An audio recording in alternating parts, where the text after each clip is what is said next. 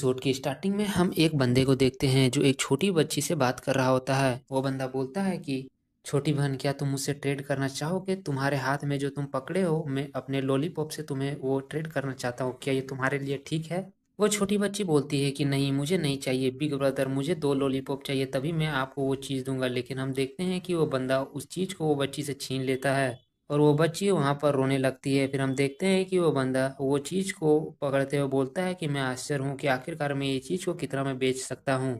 वो बंदा उस पर्ल को पकड़ के देख रहा होता है, लेकिन तभी उसके फिंगर से एक थोड़ा खून उसमें लग जाता है और वो पर्ल में एक थोड़ा सा रिएक्ट होता है, जिसे देख के वो बोलता है आखिरकार ये क्या हो रहा है। और वो पर्ल को अपने हाथ से हटाने का कोशिश करता है, लेकिन वो नहीं हटता है। वो बोलता है आखिरकार ये क्यों हो रहा है, और वो फिर देखते हैं कि वो वहाँ पर गिर जाता है और वहाँ पर बेहोश हो जाता है। और कुछ देर बाद जब उसकी आंखें खुलती है तो वो देखता है कि पूरा आसमान रंग बिरंगा दिख रहा होता है और वो बोलता है आखिरकार यहाँ पर क्या हो रहा है। उसे थोड़ा अजीब महसूस होता है और वो मन में सोचता है कि आखिरकार अभी मेरे साथ क्या हुआ। और वो फिर देखते हैं हम कि उसके पर्ल जो होता है उसके आँख में, वो उसके आंखों में मर्ज हो जाता है, जिसके वजह से उसके आंखों में दर्द होता है और वो अपने आंख पकड़ के बोलता है कि आखिरकार यहाँ क्या हुआ। और वो फिर अपने हाथ को देखते हुए बोलता है कि आखिरकार मेरा पर्ल कहाँ पर गया।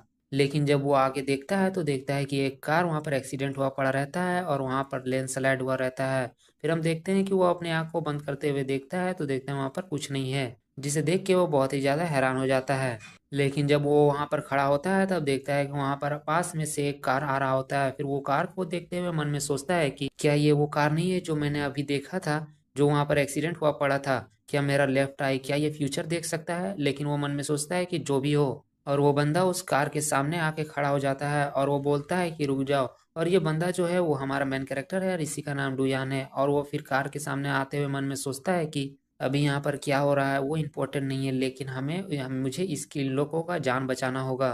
देखते हैं कि कार के अंदर से आवाज आता है कि क्या तुम बहुत ज्यादा क्रेजी हो, क्या तुम मरना चाहते हो? देखते हैं कि कार के अंदर से एक खूबसूरत सी लड़की निकलते हुए हमारे एमसी को बोलती है कि आखिरकार तुम क्या सोच रहे हो, क्या तुम्हें बहुत ज्यादा मरने की जल्दी है क्या? एमसी उसे समझाता है कि नहीं, मैंने उसलिए नहीं रोका, अभी आगे में लैंडस्लाइड आने वाला है इसीलिए मैंने रोका। और वो मन में सोचता है कि हाँ, मैंने अभी देखा था, वो सही में सच होना चाहिए। लेकिन वो लड़की हमारे एमसी के कुछ बात नहीं सुनती है और वो उसको सीधा अटैक कर देती है। और वो अटैक करती है लेकिन एमसी उसे डॉज कर लेता है और ये देख के वो लड़की बहुत ही ज्यादा हैरान हो जाती है और बोलती है कि क्या ये मेरे अटैक को डॉज कर लिया, क्या ये मार्शल आर्ट प्रैक्टिस करने वाला है? लेकिन उतना ही देर में हम देखते हैं कि पीछे पहाड़ पे एक लैंडस्लाइड होता है, जिसे देख के वो दोनों हैरान हो जाते हैं। लेकिन वो लड़की पूछती कि आखिरकार तुम ये कैसे जानते थे? और वो बोलती कि रुको, क्या तुम्हारे उस चक्कर में ही ये लैंडस्लाइड हुआ है या कुछ और? लेकिन तभी हम देखते हैं कि कोई और उस लड़की को आवाज लगाते हुए बोलता है कि लिटिलिया, तुम इस तरह किसी को नहीं बोल सकते हो। हमें शुक्रगुजार होना चाहिए इस हैंडसम मैन का, कि अगर ये नहीं होता तो आज हम लोग दोनों यहाँ पर मर चुके होते हैं। और वो एमसी से बताती है कि मेरा नाम मोसिया हुसैन है और ये लड़की एनिया है। तुमको बहुत बहुत शुक्रिया कि तुमने हमें बचाया।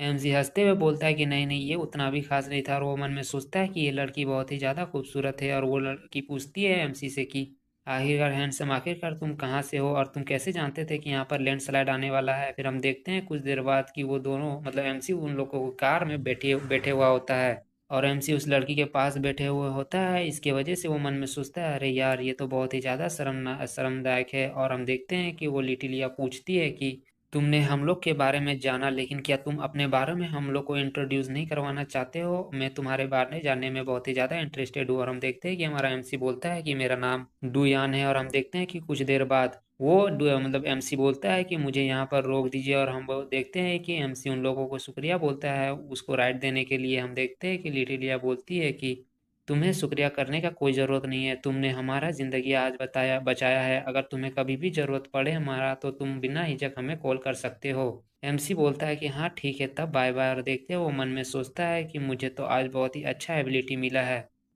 ये एबिलिटी तो बहुत ही ज़्यादा मस्त है। और वो वहाँ से आगे बढ़ता है, लेकिन वो एक औरत को देखते हुए मन में सोचता है ये बहुत ही ज़्यादा स्ट्रेंज है, क्या वो लैंड लेडी नहीं है? और हम देखते हैं कि और वो अपने आंखों के पावर के मदद से वो लैंड लेडी के थैले के अंदर देखने का कोशिश करता है। और वो देखते हुए मन में बोलता है कि आफ्टर ऑल वो जो बेचने जा रही है वो उतना भी अच्छा नहीं है, पर आखिरकार उनके झोले में जो एक ग्लो कर रहा है, चमक रहा है, वो आखिरकार क्या है? फिर हमें सीन कट करके दिखाया जाता है लैंड लेडी को कि वो किसी से बोलती है कि बॉस, आखिरकार ये कैसे पॉसिबल है कि इसका कीमत बस 800 युआन है।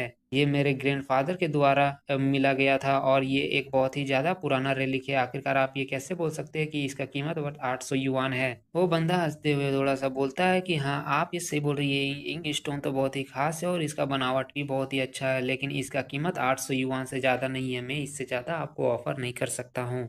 लैंड लेडी और वो आदमी बात कर रहे होते हैं, तभी हम देखते हैं कि डोयान वहां पर आ जाता है और लैंड लेडी से बोलती है कि लैंड लेडी, आखिरकार आप यहाँ पर क्या कर रहे हो? क्या आप यहाँ पर कुछ बेच रही हो? और वो सीधा बोलता है, क्या वो इंक स्टोन है? क्या मैं उसे देख सकता हूँ? मैं थोड़ा सा इसमें इंटरेस्टेड हूँ। मैं अभी कुछ समय से कैलीग्राफी में बहुत ही ज़्यादा इंटरेस्टेड हूँ। क्या मैं उसे बाय कर सकता हूँ?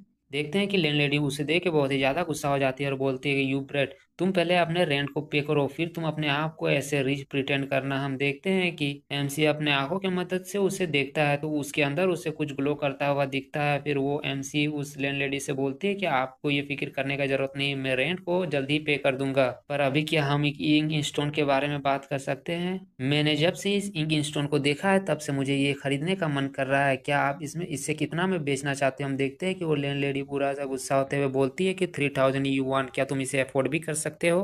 डुयान मन में सोचता है कि ये बहुत ही ज्यादा एक्सपेंसिव है। अभी तुरंत इन्होंने मेरे को देख के इसने रेट बढ़ा दिया है। आखिरकार इसका रेट बढ़ाने का पर्पस क्या है? लेकिन मैं देख सकता हूँ कि इसके अंदर कुछ खास है।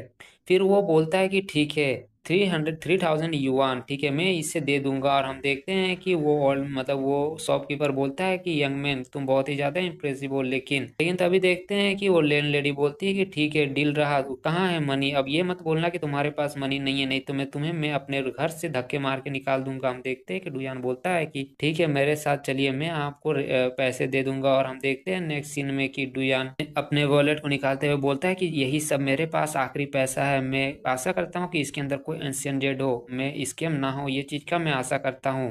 और फिर हम देखते हैं कि उसे वो खरीदने के बाद उसके अंदर से एक जेड निकालता है और वो उससे निकालते हुए बोलता है कि अपने हाथों में एक थोड़ा कट लगाते हुए उस जेड पे लगा देता है और बोलता है कि मुझे लगता है कि शायद इससे मुझे कोई स्किल मिलेगा। और वो मन में सोचता है कि मैंने इसके लिए बहुत सारा पे किया है, मुझे इससे कुछ मिलेगा, तभी मुझे फायदा होगा। और हम देखते हैं कि जब वो उसमें खून लगाता है तो उसमें कुछ रिएक्ट होता है और उसके आंखों के साथ वो जेड मर्ज हो जाता है। और वो फिर उससे मर्ज होने के बाद बोलता है कि ये बहुत ही ज़्यादा स्ट्रेंज है कि जब ये चीज़ मेरे साथ मर्ज हुआ है तो मेरा बॉडी बहुत ही ज़्यादा रिलैक्स हो गया है और मैंने जो अपने हाथ में कट लगाया था और जो इंजर्ड हुआ था वो भी अब ठीक हो गया है। क्या क्या मेरे लेफ्ट आई का एबिलिटी में एक हीलिंग फैक्टर भी आ गया है? और ये देख के वो बहुत ही ज़्यादा खुश हुआ रहता है। फिर हम देखते हैं कि डुयान अपने मोबाइल में उस जेड का कीमत देख रहा होता है। असल में वो जेड का बस एंशियंट ओरा को अपने अंदर एब्जॉर्ब किया था, ना कि पूरे जेड को। वो उस जेट की कीमत को देखते हुए बोलता है कि हाँ, अब तो मैं रिच बन जाऊंगा, क्योंकि उस जेट का कीमत वाकई में बहुत ही ज्यादा होता है। और उस जेट का कीमत देख के बहुत ही ज्यादा खुश हो जाता है और बोलता है कि अब तो मैं एक अच्छा सा कार खरीद सकता हूँ और मैं एक अच्छा सा घर भी खरीद सकता हूँ। और वो बहुत ही ज्यादा खुश होता है। फिर अगला सीन में हमें मार्केट का सीन दिखाया जाता है, जहाँ पर डुयान एक आदमी से पूछता है कि बॉस, क्या तुम इस जेट को देख के बता सकते हो कि आखिरकार इस जेट का असली कीमत कितना है? मैं इस जेट को बेचना चाहता हूँ। और वो शॉपकीपर उस जेट को देखते हुए मन में सोचता है कि ये जेट, और वो फिर डुयान को बेवकूफ बनाने सोचता है और बोलता है कि यंग मैन, ये जेट उतना अच्छा नहीं है और इसका क्वालिटी भी उतना अच्छा नहीं है, सो मैं इसे बस 50,000 युआन ही में दे सकता हूँ। डुयान वो सब जानता था कि इसका कीमत बहुत ही ज्यादा है, इसीलिए वो डायरेक्ट वहां से जाते हुए बोलता है कि क्या इसका वर्थ बस इतना है, तो मैं इसे नहीं बेचना चाहता हूँ। और ये शॉपकीपर वो देख के बहुत ही ज्यादा हैरान हो जाता है और वो डुयान को बोलता है कि रुकिए रुकिए, मैं इसके लिए 100,000 युआन भी देखने के लिए तैयार हूँ। हम देखते हैं डुयान पीछे मुड़ते हुए बोलता है कि क्या सिर्फ 500,000 युआन? हम देखते हैं वो बंदा बोलता है कि क्या ये प्राइस अच्छा नहीं है? क्या ये प्राइस आपको इससे भी ज्यादा चाहिए? तो क्या हम बैठ के बात कर सकते हैं? हम देखते हैं कि डुयान और वो बंदा आपस में बैठे होता है और जब वो बंदा उस जेट को करीब से देखता है तो वो बोलता है, वाह, ये तो बहुत ही ज्यादा अच्छा है। अगर मैं इसके टेक्सचर और अपीयरेंस का बात करूं तो ये बहुत ही हाई क्वालिटी का जेट है और इसका कलर ये तो एक्स्ट्रा ऑर्डिनरी है। ये सही में बहुत ही ज़्यादा खूबसूरत है, लेकिन अनफॉर्चुनेटली बहुत ही दुख की बात है कि मैं इसे अफोर्ड नहीं कर सकता हूँ। लेकिन मैं कोई ऐसे बंदे को जानता हूँ जो ये चीज़ को ज़रूर अफोर्ड कर सकता है। क्या मैं उसको ये कॉल करके ये चीज़ बता सकता हूँ?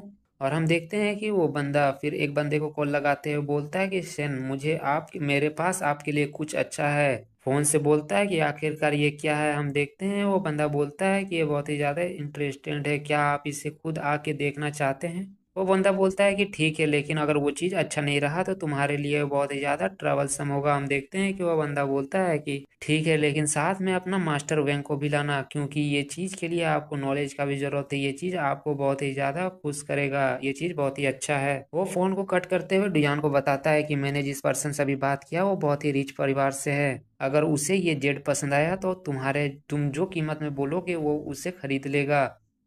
डुयान बोलता है कि मैं बस इसके लिए फेयर प्राइस चाहता हूँ, अगर ये अच्छा कीमत में बिक गया तो मैं तुम्हें 1% कमीशन दूंगा। हम देखते हैं ये सुन के वो शॉपकीपर बहुत ही ज़्यादा खुश हो जाता है और बोलता है कि यंग मैन, बस ये चीज़ मेरे पे छोड़ दीजिए आप। हम देखते हैं कि उस शॉप में कोई आते हुए बोलता है कि फैटी आखिरकार वो आइटम कहाँ है, और हम देखते हैं कि एक यंग लड़का और उसके साथ में एक ओल्ड मैन साथ में आए हुए होते हैं। और हम देखते हैं कि वो शॉपकीपर बोलता है कि सैन, क्या आप यहाँ पर आ गए हैं। हम देखते हैं कि वो यंग मैन सीधा बोलता है कि मैंने पूछा आखिरकार वो चीज कहाँ पर है। हम देखते हैं कि वो शॉपकीपर डुयान की तरफ इशारा करते हुए बोलता है कि वो चीज मेरा नहीं है, वो जो चीज के बारे में बात कर रहा हूँ वो ये आदमी से बिलोंग करता है।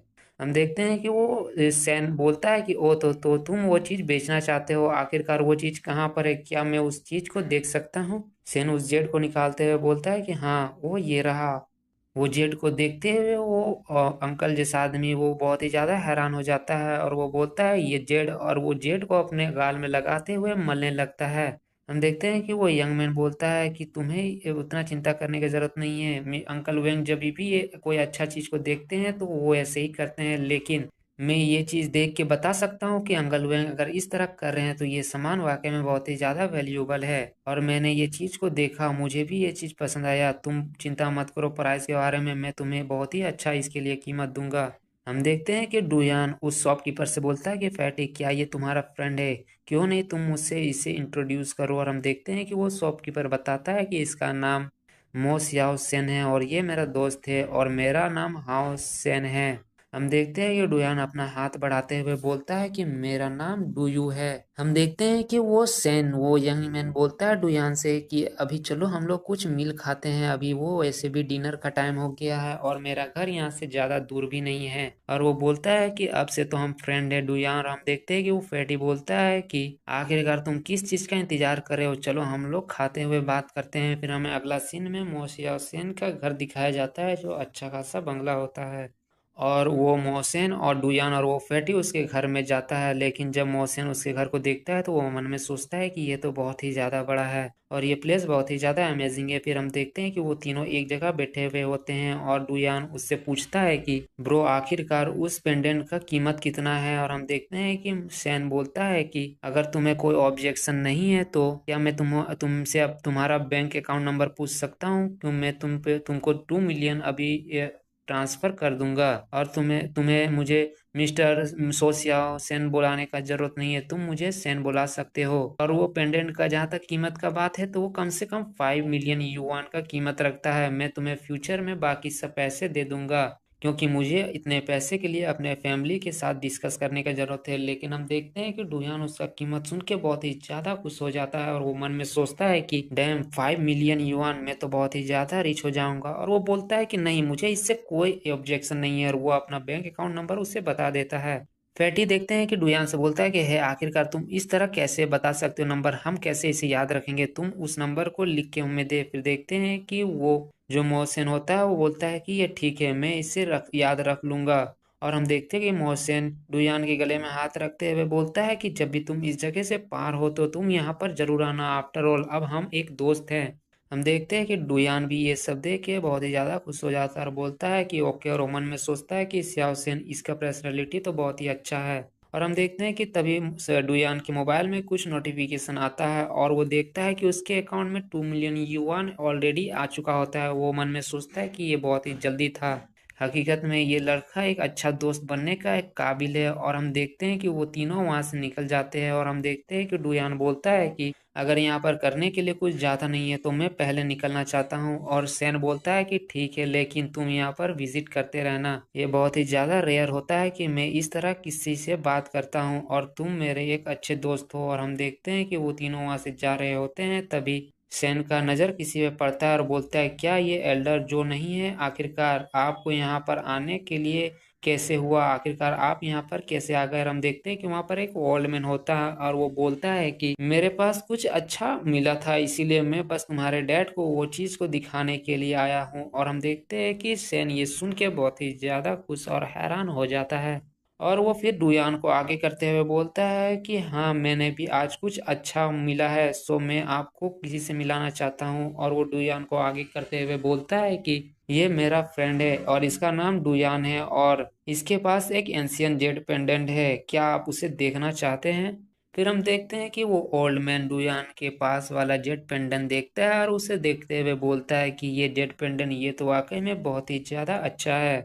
फैटी उसे देखते हुए बोलता है कि इसके टेक्सचर की तरफ देखिए, क्या इसका कलर और टेक्सचर बहुत ही ज्यादा अच्छा नहीं है। और हम देखते हैं कि सियाओ सेन बोलता है कि मैं इसका प्राइस सही से नहीं लगा पा रहा हूँ, क्या एल्डर, क्या आप इसका रीजनेबल प्राइस डिसाइड करने के लिए मेरा हेल्प कर सकते हो। और वो बोलता है कि ओह, मैं तो भूल गया हूँ। और वो डियान को बोलता है कि मैं तो भूल गया हूँ कि इन लोगों से इंट्रोडक्ट कराते हुए। और हम देखते हैं कि वो इंट्रोड्यूस कराता है एक बंदे से और बोलता है कि ये आदमी, ये सिक्योरिटी है जंगनियन का। और वो दूसरे बंदे को दिखाते हुए बोलता है कि और ये डायरेक्टर है एक्स एक्स कंपनी का। और हम देखते हैं कि वो डायरेक्टर होता है, वो जेड को पकड़ते हुए बोलता है कि ये तो ग्यूफैन जेड है। और हम देखते हैं कि एल्डर ये बात सुन के हैरान हो जाते हैं और वो बोलते हैं कि क्या तुम ये चीज में श्योर हो कि ये वही जेड है, जो ये एक बहुत ही कीमती गिफ्ट है। जब कैंसी एम्पायर यूनजी से जब प्राइवेट में मिले थे जिंगयांग में, तब उन्होंने उसे ये दिया था। और हम देखते हैं कि फैटी ये सब सुन के बोलता है कि क्या आखिरकार ग्यूफेन जेड। डुयान बताता है कि कंसी एम्पायर जब वो यंग थे तब वो प्राइवेटली साउथ के ट्रिप में निकले थे और वो तब एक ब्यूटीफुल वुमेन से मिले थे और एक तरफ से वो दोनों मिलके एक कपल बन गए थे। और जब वो दोनों कपल बने थे तब क्विंसी ने उसे ये जेड गिफ्ट के तौर पे दिया था। उसे गिम्फी जेड बोला जाता है और उन्होंने बोला था कि जब तुम कैपिटल में आओ तो इस जेड को लेके आना और तुम मुझे खोज लेना। लेकिन जब आखिर में जब वो आई तो वो गिम्फी जेड को लेके, तो वहां पर उसे कुछ नहीं मिला। और ये सब चीज क्विंग प्लेस में एक स्पेशल डिपार्टमेंट है जहां पर ये सब रिकॉर्ड करके रखा गया है और उस समय के पब्लिक ऑफिसर के द्वारा क्विंसी के बारे में ये सब लिखा गया था। और हम देखते हैं कि ओल्ड मैन ये सब सुन के बोलता है कि अभी के समय में बहुत ही कम आदमी है कि वो इतने जानते हैं और यंग मैन तुम बहुत ही ज्यादा अच्छे हो कि तुम बस ये चीज सुन के ही इतना कुछ बता सकते हो। और वो डुयान से पूछते हैं कि यंग मैन आखिरकार तुम कहाँ से हो। डुयान बताता है कि मैं क्विंसिया से हूँ, वो बहुत ही एक छोटा सा विलेज है लुयू कंट्री में जो एक कंट्री साइड जेंगियांग के पास पड़ता है। वो एल्डर पूछता है कि क्या क्यूंसी, मैं वहां पर बहुत बार गया हूँ, क्या तुम डोंगवान विलेज के बारे में जानते हो। डुयान पूछता है कि क्यों, क्या डोंगवान विलेज में आपका कोई फ्रेंड है एल्डर जू। ये बहुत ही ज्यादा कोइंसिडेंट का बात है, लेकिन मैं एग्जैक्टली वही विलेज से बिलोंग करता हूँ। और हम देखते हैं कि एल्डर जू ये बात सुन के बहुत ही ज्यादा हैरान हो जाते हैं और वो बोलते हैं कि क्या तुम डोंगवान विलेज से बिलोंग करते हो।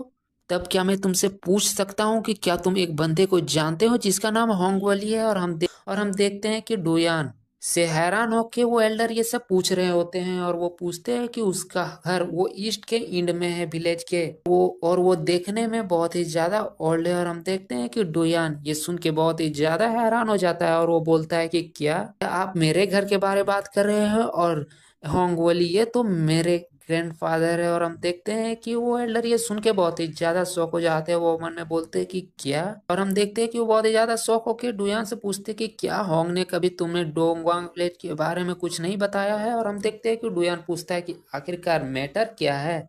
और हम देखते हैं कि वो एल्डर शांत होते हुए बोलता है कि कुछ नहीं, और वो फिर हंसने लगता है और वो बोलता है कि ओ तो तुम वही लिटिल ब्रैट हो जो होंग हमेशा तुम्हारे बारे में बात करता था। और डुयान ये सुन के एक अजीब समूह बनाते हुए बोलता है कि क्यों ग्रैंडफादर हमेशा मुझे लिटिल ब्रैट बोल के क्यों पुकारते हैं। और हम देखते हैं कि वो एल्डर वहां से उठते हुए बोलता है कि ये सही में एक बहुत ही ज्यादा रेयर ओकेजन है जब मैं बहुत ही अपने पुराने दोस्त के ग्रैंड चिल्ड्रन से मिल रहा हूँ। और हम देखते हैं कि वो एल्डर डुयान के पास आते हुए उसके कान में बोलते हैं कि अगर तुम्हें कोई चीज का जरूरत हो तो बस तुम मुझे बताना, तुम मुझे स्ट्रेंज मत समझना। वैसे तो होंग अब यहाँ पर नहीं रहा, वो ये दुनिया छोड़ के चले गया, लेकिन तुम ये चीज का चिंता मत करो, तुम मुझे अपने ग्रैंडफादर के तौर पे मान सकते हो डुयान। और हम देखते हैं कि वो सैन और वो फैटी ये सब देख के वो सभी हैरान हुए पड़े रहते हैं। और हम देखते हैं कि वो ओल्ड मैन बोलता है कि ये मेरा नंबर रहा, अगर तुम्हें कभी भी बात करने का मन होगा तो तुम बात कर सकते हो। वैसे भी होंग वो बहुत ही मेरा पुराना फ्रेंड हो था और हम लोग बहुत ही सालों से एक दूसरे का फ्रेंड थे। और हम देखते हैं कि डुयान भी ये सब सुन के बहुत ही ज्यादा खुश हो जाता है और बोलता है कि ठीक है ग्रैंडपा जो। और हम देखते हैं कि एक मार्केट का सीन जहां पर हम देखते हैं कि सैन और फैटी और डुयान वहां पर खाने के लिए आए हुए होते हैं। और हम देखते हैं कि सैन एक आदमी से बोलता है कि बॉस कुछ बियर और कुछ खाने के लिए चिकन वगैरह यहाँ पर लगा। और हम देखते हैं कि वो वेटर बोलता है कि ठीक है ब्रदर, आप यहाँ पर थोड़ा सा ये सब स्नैक्स खाइए, तब तक मैं आपका खाना को लाता हूँ। और हम देखते हैं कि वो जाते हुए बोलता है कि टेबल नंबर 18 में जल्दी से बियर और ये सब लाओ। और हम देखते हैं कि वो तीनों आपस में बात कर रहे होते हैं। फिर अगला सीन में हमें वो एल्डर को दिखाया जाता है जो वो खुद से बोलते हैं कि क्या हॉग ने होंगली विलेज के बारे में उसे कुछ नहीं बताया है। और वो बोलते हैं कि डुआन विलेज कोई ऑर्डिनरी विलेज नहीं है। वैसे तो वो बच्चा ऑर्डिनरी ही लगता है, लेकिन फिर भी वो बच्चा बहुत ही ज्यादा इंटरेस्टिंग है। और वो बोलते हैं कि इसके बारे में भूल जाते हैं। वैसे भी अगर होंगली इसके बारे में मेंशन नहीं किया है तो वो चाहता है कि उसका ग्रैंडसन अच्छा जिंदगी जिए। वैसे तो होंगली अब यहाँ पर नहीं रहा, लेकिन होंगली तुम फिक्र फिक्र मत करो, मैं तुम्हारे ग्रैंडसन का अच्छा केयर करूंगा। और वो अपने में ये सब बात करते करते कुछ सोच रहे होते हैं। फिर हमें नेक्स्ट सीन में एक लड़की को दिखाया जाता है जो डुयान के टेबल में आई हुई होती है और वो बोलती है कि आपके लिए ये सब हाजिर है और अगर आप लोगों को कुछ चाहिए तो आप लोग बोल सकते हैं। और हम वो देखते हैं कि वो तीनों उस लड़की को देख के बहुत ही ज्यादा हैरान हो जाते हैं क्योंकि वो लड़की बहुत ही ज्यादा ब्यूटीफुल होती है। और हम देखते हैं कि डुयान मन में सोचता है कि क्या ये जेंगियान यूनिवर्सिटी का गॉडेस नहीं है जो बहुत ही ज्यादा खूबसूरत है। और मैंने सुना था कि ये बहुत ही अच्छा फैमिली से आती है, लेकिन आखिरकार ये यहाँ पर वर्क क्या कर रही है, क्यों कर रही है। और हम देखते हैं कि वो डुयान उसे उसी तरह घूर रहा होता है। और फैटी का नजर डुयान पे चले जाता है और हम देखते हैं कि फैटी उस लड़की से बोलती है कि तुम बहुत ही ज्यादा गुड लुकिंग हो मिस, क्या तुम्हारे पास कोई बॉयफ्रेंड नहीं है? अगर नहीं है तो मैं आपसे किसी को मिलवाना चाहता हूँ। और वो डुयान की तरफ इशारा करते हुए बोलता है कि आपके मेरे दोस्त के बारे में क्या विचार है, ये यंग है, रिच है और बहुत ही ज्यादा हैंडसम भी है।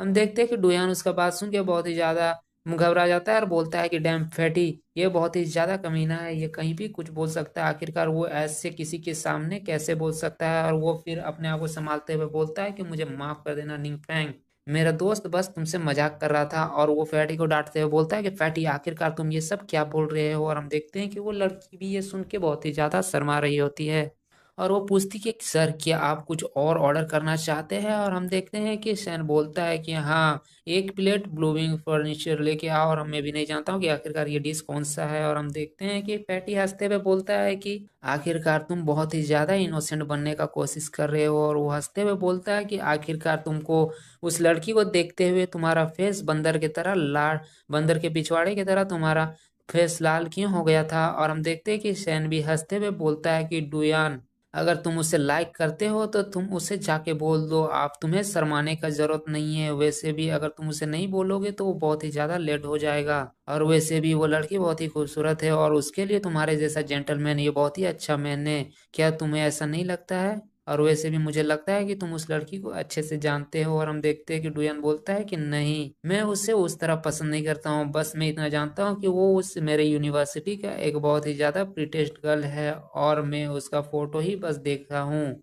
और हम देखते हैं कि उन लोगों का ऑर्डर वहां पर आ चुका होता है, वो चिकन का कुछ होता है। फिर हम देखते हैं कि डुयान उसे खाते हुए बोलता है कि आखिरकार ये क्या है, ये तो टेस्ट में मैं समझ नहीं पा रहा हूँ, ये थोड़ा सा डिलीशियस है लेकिन इसे चबाना पड़ रहा है। और हम देखते हैं कि फैटी बताता है कि ये चिकन का पिछवाड़ा है और ये हम लोग बहुत ही ज्यादा चा मतलब पसंद करते हैं जब हम लोग दारू पीते हैं। और हम देखते हैं कि डुयान ये सुन के उसका मुंह से पानी निकल जाता है और वो बोलता है कि क्या तुम दोनों मुझे ये सब खिला के मरवाना चाहते हो। और हम देखते हैं कि डुयान, सैन और फेटी हंसते हुए बोलता है कि आखिरकार तुम्हारे मुंह से पानी क्यों निकल गया, ये बहुत ही ज्यादा एक्सपेंसिव है और ये चिकन का बहुत ही एक्सपेंसिव पार्ट है। और हम देखते हैं तभी अगला सीन में कि कुछ बंदे उस लड़की को घेरते हुए बोलते हैं कि ए लड़की, क्या तुम मुझे कंपनी देना चाहते हो, तुम बहुत ही ज्यादा प्रिटी हो, आखिरकार तुम्हारा नेम क्या है, क्या तुम यहाँ से भागना चाहती हो। और हम देखते हैं कि वो लड़की बोलती है कि तुम मेरे पास मत आओ वरना मैं पुलिस को कॉल कर दूंगा। हम देखते हैं कि डुयान का ध्यान भी उधर जाता है और वो मन में सोचता है कि क्या वो पर्सन निंगफेंग को परेशान कर रहे हैं, ये बहुत ही खराब है, मुझे वहां पर जाना होगा। और हम देखते हैं कि उस बंदों के पास एक आवाज आता है और कोई बोलता है कि है, तुम लोग वहां पर क्या कर रहे हो। और हम देखते हैं कि वो डुयान उस निंगफेंग के पास आते हुए बोलता है कि ये मेरी गर्लफ्रेंड है।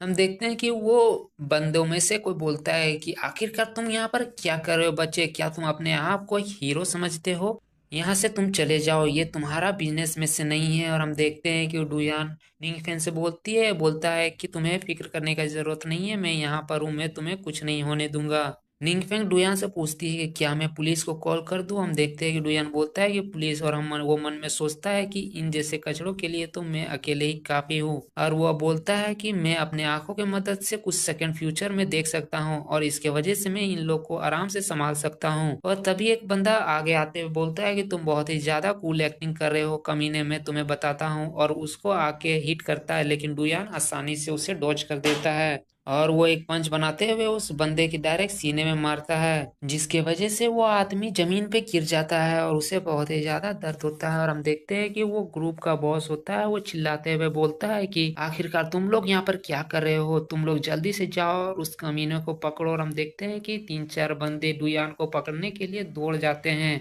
और वो बंदे बोलते हैं कि हम लोग नंबर में बहुत ही ज्यादा है, आखिरकार तुम क्या कर सकोगे। और वो बोलता है कि अब तुम्हें भागने का कोई जगह नहीं है, अब तुम मरने वाले हो। और हम देखते हैं कि डुयान उन लोगों को बातें पे ना ध्यान देते हुए उन लोगों को बहुत खराब से मार रहा होता है, किसी को किक मार रहा होता है, किसी को पंच मार रहा होता है। और वो अपने आंखों की मदद से वो बहुत ही आसानी से उन बंदों से मार के उन लोगों को अच्छा खासा मजा चखा देता है। और वो लोग बोलते हैं कि कैसे। और डुयान मन में सोचता है कि मैं अपने लेफ्ट आई की मदद से 6 सेकंड बाद में जो होने वाला है वो देख सकता हूँ, जिसकी वजह से मैं तो यहाँ पर ओवर पावर्ड हूँ। और डुयान उन लोग को अच्छा खासा कूटता है, लेकिन हम देखते हैं कि निंगफेंग ये सब देख के मन में सोचती है कि मैंने कभी नहीं सोचा था कि डुयान फाइटिंग में इतना ज्यादा स्ट्रांग है। और हम देखते हैं कि उन लोगों को कूटने के बाद वो लड़की निंगफेंग डुयान से बोलती है कि शुक्रिया मुझे मदद करने के लिए डुयान। हम देखते हैं कि डुयान मुस्कुराते हुए बोलता है कि नहीं नहीं, ये कुछ नहीं था। और वो फिर सडनली फिर सोचता है कि आखिरकार क्यों क्ला स्कूल की सबसे ब्यूटीफुल लड़की मेरा नाम को कैसे जानती है, क्या सही में ये मुझे पसंद करती है। और बोलता है नहीं नहीं, ये नहीं हो सकता है। तभी हम देखते हैं कि डुयान के पास कोई पुकारता है, डुयान डुयान क्या तुम ठीक हो, मैंने बॉस से सुना था कि तुम यहाँ पर तुम्हारे साथ कुछ फाइट हुआ है, क्या तुम्हें कुछ हुआ तो नहीं है। लेकिन देखते हैं कि पैटी का नजर जब उन बंदों पे जाता है तो वो बहुत ही ज्यादा हैरान हो जाता है। और वो डुयान से पूछता है कि क्या तुमने इन सबको अपने अकेले के दम पे नॉक किया है। और वो बोलता है कि डुयान तुम्हें पहले बोलना चाहिए, तुम अगर किसी लड़की को बचाना चाहते हो तो पहले तुम्हें हमें इन्फॉर्म करना चाहिए, हम तुम्हारे बारे में बहुत ही ज्यादा फिक्र कर रहे थे कि शायद तुम्हें कुछ हो ना जाए। और हम तो यहाँ तक कि बहुत ही आदमी को भी जमा कर लिए थे तुम्हारे हेल्प करने के लिए। हम देखते हैं कि डुयान हंसते हुए बोलता है कि मैंने सोचा नहीं था कि मैं यहाँ पर जीत जाऊंगा, मैं यहाँ पर कुछ स्पेशल नहीं किया, बस मेरा लक अच्छा था। और हम देखते हैं कि निंगफेंग बोलती है कि मैं तुमसे बाद में मिलता हूँ, डुयान मेरा फ्रेंड मुझे लेने के लिए आया है और मैं तुम्हें बहुत ही ज्यादा शुक्रगुजार हूँ कि तुमने मुझे हेल्प किया है और मैं तुम्हें इसे जरूर लौटाऊंगा। और हम देखते हैं कि डुयान भी बोलता है कि ठीक है। और हम देखते हैं कि पैटी बोलता है कि सही में तुम बहुत ही ज्यादा अच्छी लड़की हो, अब मुझे पूरा यकीन है कि वो तुम्हें सही में पसंद करती है। और हम देखते हैं डुयान बोलता है कि नहीं, मुझे ऐसा नहीं लगता है आफ्टर ऑल। और वो बोलता है लेकिन मुझे ऐसा क्यों लगता है कि बहुत सारे बंदे से मैं घिरा हुआ हूँ। और हम देखते हैं कि सैन भी ये सुन के थोड़ा सा